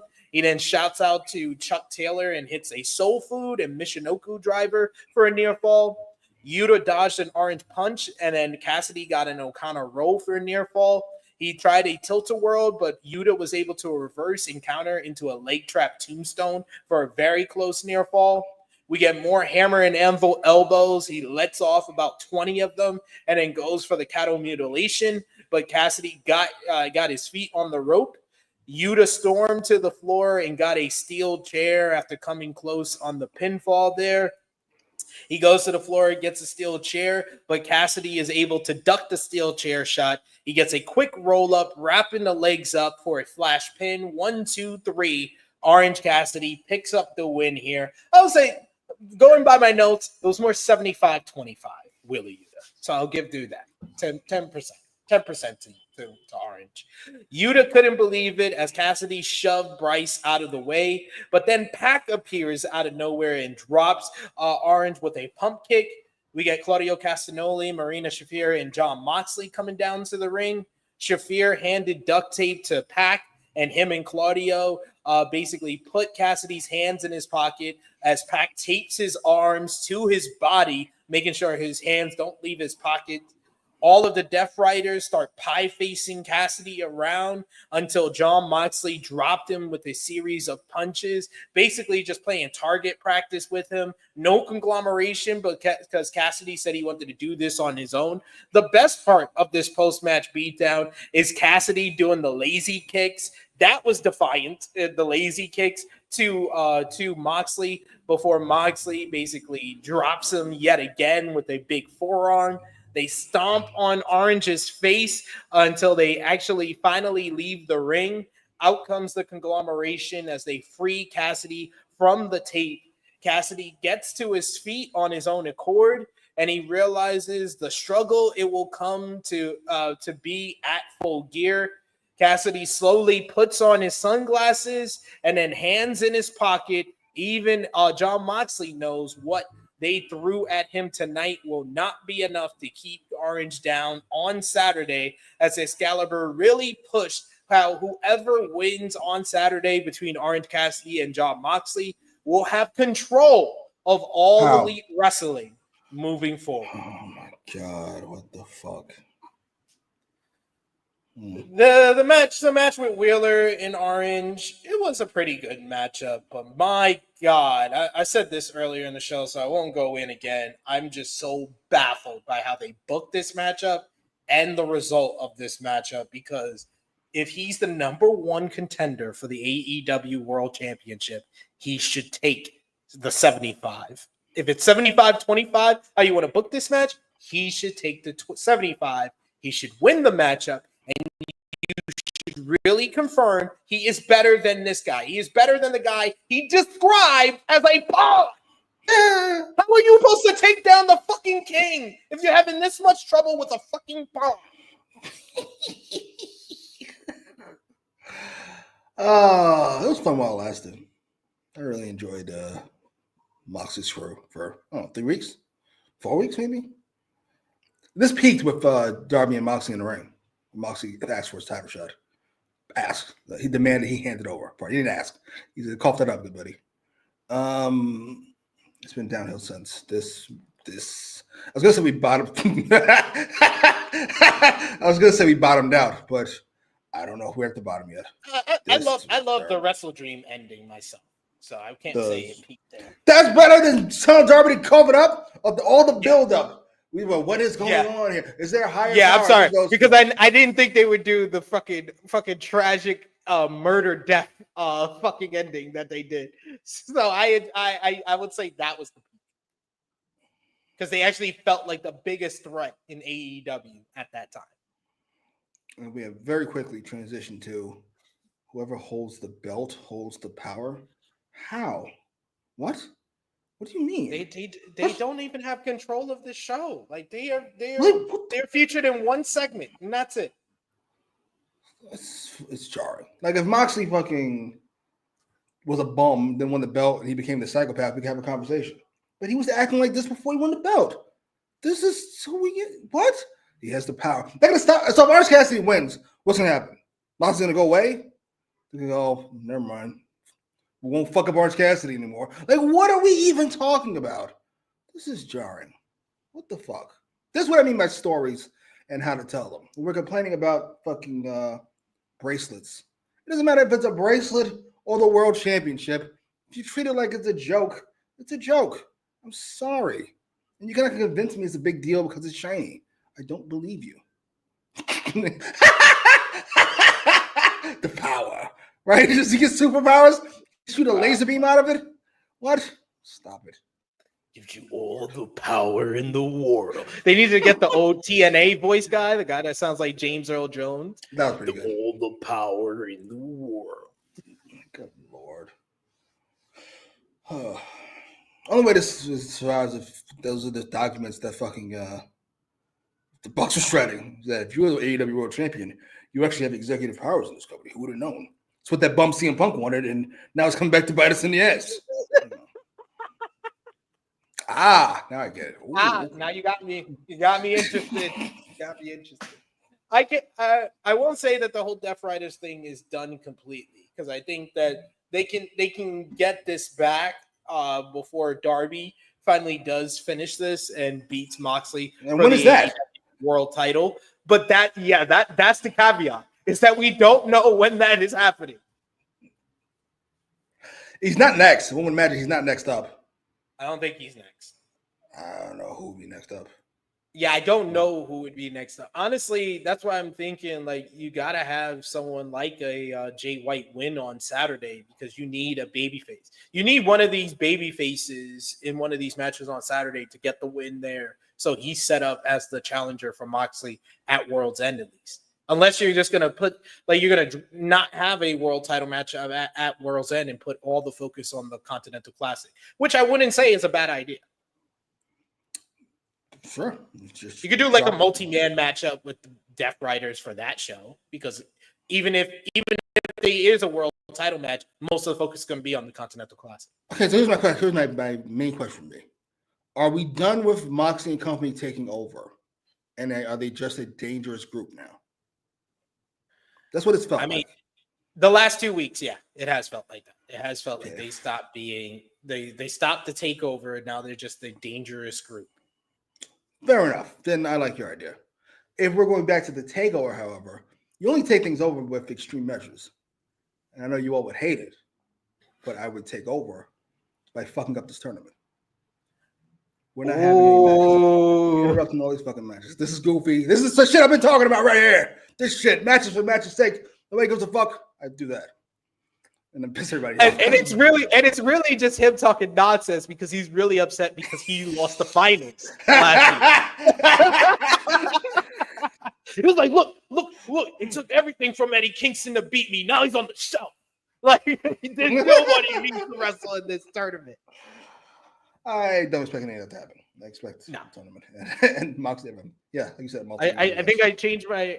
If you're gonna have one of the members of Death Riders in this tournament, please let it be Pac. I think Pac would be awesome in this tournament.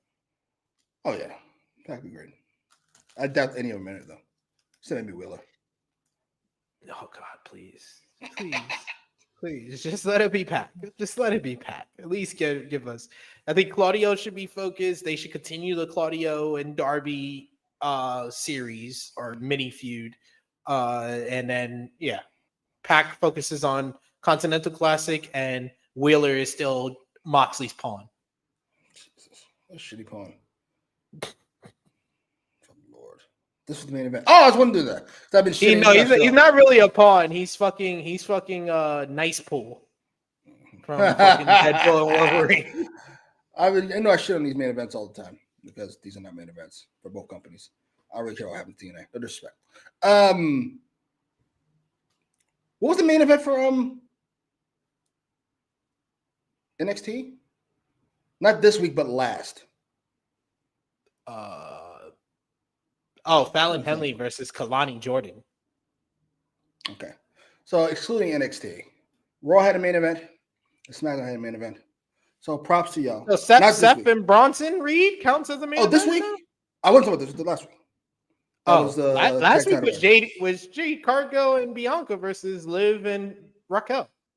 The biggest woman in the company, not named Rhea Ripley, the women's world champion, Jade Cargill, titles on the line. That's a main event. You have two main events in a match. It's a main event. What do you mean? Okay. What's your math at? I know Raquel's a bum, but that is enough to bring the whole thing down. That's not enough to bring the whole thing down. I just wanted to hear you say the truth. Because you literally stood up here and was like, "Oh, Darby Allin and Orange Cassidy versus Pac and Claudio is not a main event." There's no main eventers in that match. You just said Darby's a main eventer. Darby's a main eventer. I love Darby. Darby's not a main eventer. He's a main event. And even if I was to give you that, which I'm not because he isn't, that's one. You should give me that. That's one. Bianca's bigger than Darby by a country mile. Sorry, no disrespect. No disrespect, like Darby. But we're not going to swerve it over here. Bianca's bigger than Darby, and it is what it is. No disrespect. Bianca should probably be on that list we did earlier. She might be 10. I wouldn't even like really argue with you on Bianca. I'll give you Bianca.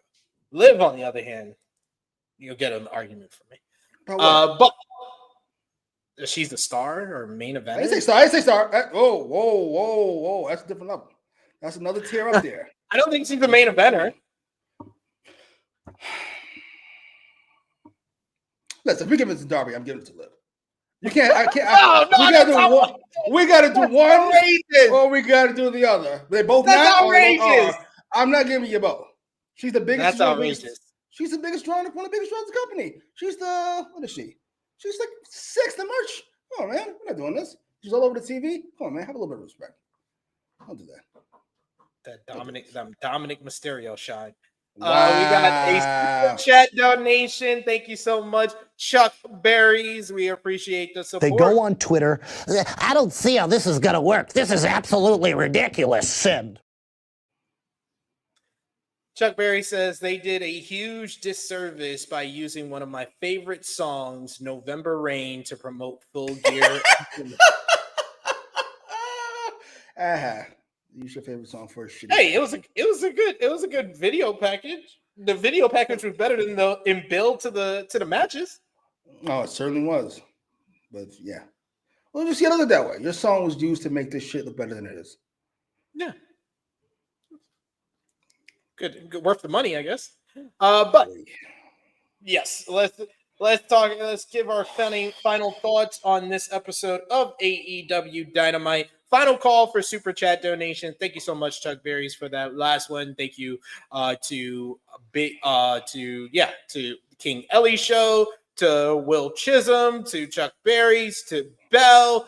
I think we missed one from earlier from our good brother Big Hero Chris. Thank you so much, Big Hero Chris, who says the spray tan talks to Adam Cole like the Green Goblin mask.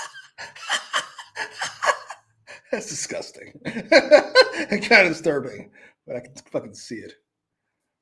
Killer, but don't push me. That's Tupac. Thank you for the super chat donation there. That popped me. That popped me for sure. All right. Final call for super chat donations. And of course, let us know your match of the night, your MVP, your LVP.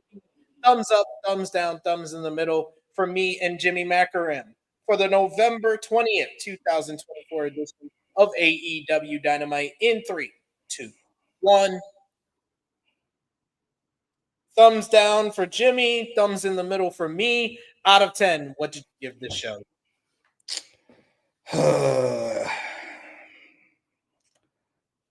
Jesus. I don't think I've ever gone to 5.5. 5.5. Being as nice as I possibly can. Good Lord. Heinous. Yeah. I was thinking like most of the show, I was like, I'm probably at like a 6 out of 10. I bumped it to 6 out of 10. I mean, 6.5 out of 10, only because I probably like that Darby Allin Claudio match too much. That drug up gave them the half point there. So I'll give it a 6.5 out of 10. What was your MVP for the show? I'm gonna go with Darby. I gotta go. Jesus, no way I went that high. Jesus, seriously? All right, fair enough. I'm going with Darby. Darby with relative views, actually. I'll give it to. You know what? I'm gonna go different here, and I'm gonna give it to the Don Callis family. Don Callis family getting the win in the opener and one of the better parts of this show. But most of all, I'm giving it to the Don Callis family because we were talking about the Don Callis family like they were the goddamn learning tree this time last year. And somehow, some way, they have become an effective group as far as being in storylines that at least make sense, which is like the bare minimum in this company at this point. So they have turned it around where they are a contributor to the product instead of something that's taking things away, like the learning tree still is, like a couple of the angles on this show were. So give it to the Don Callis family. Who was your LVP for the show? Lots to choose from. Adam Cole, Chris Jericho, Camille. Not mad at that either. Camille. However, Boss Man, what do you mean? Dummy, who continues to flop. Even after he got rid of Jimmy Jacobs, who's apparently cancerous in his shittiness. Apparently the show's gotten worse. So I don't think he was quite to blame, to be honest with you. Scapegoat Jimmy Jacobs. Yeah. Co-LVP for me, I give it to Tony Khan and Adam Cole. Like I said earlier, I think the Adam Cole downfall is we're in the midst of it, and he's one promo away from pulling himself back up, but he's one bad promo away from being down there and never surviving. And yeah, overall, probably I would give it to that 30-minute stretch of stupidness that went on this show.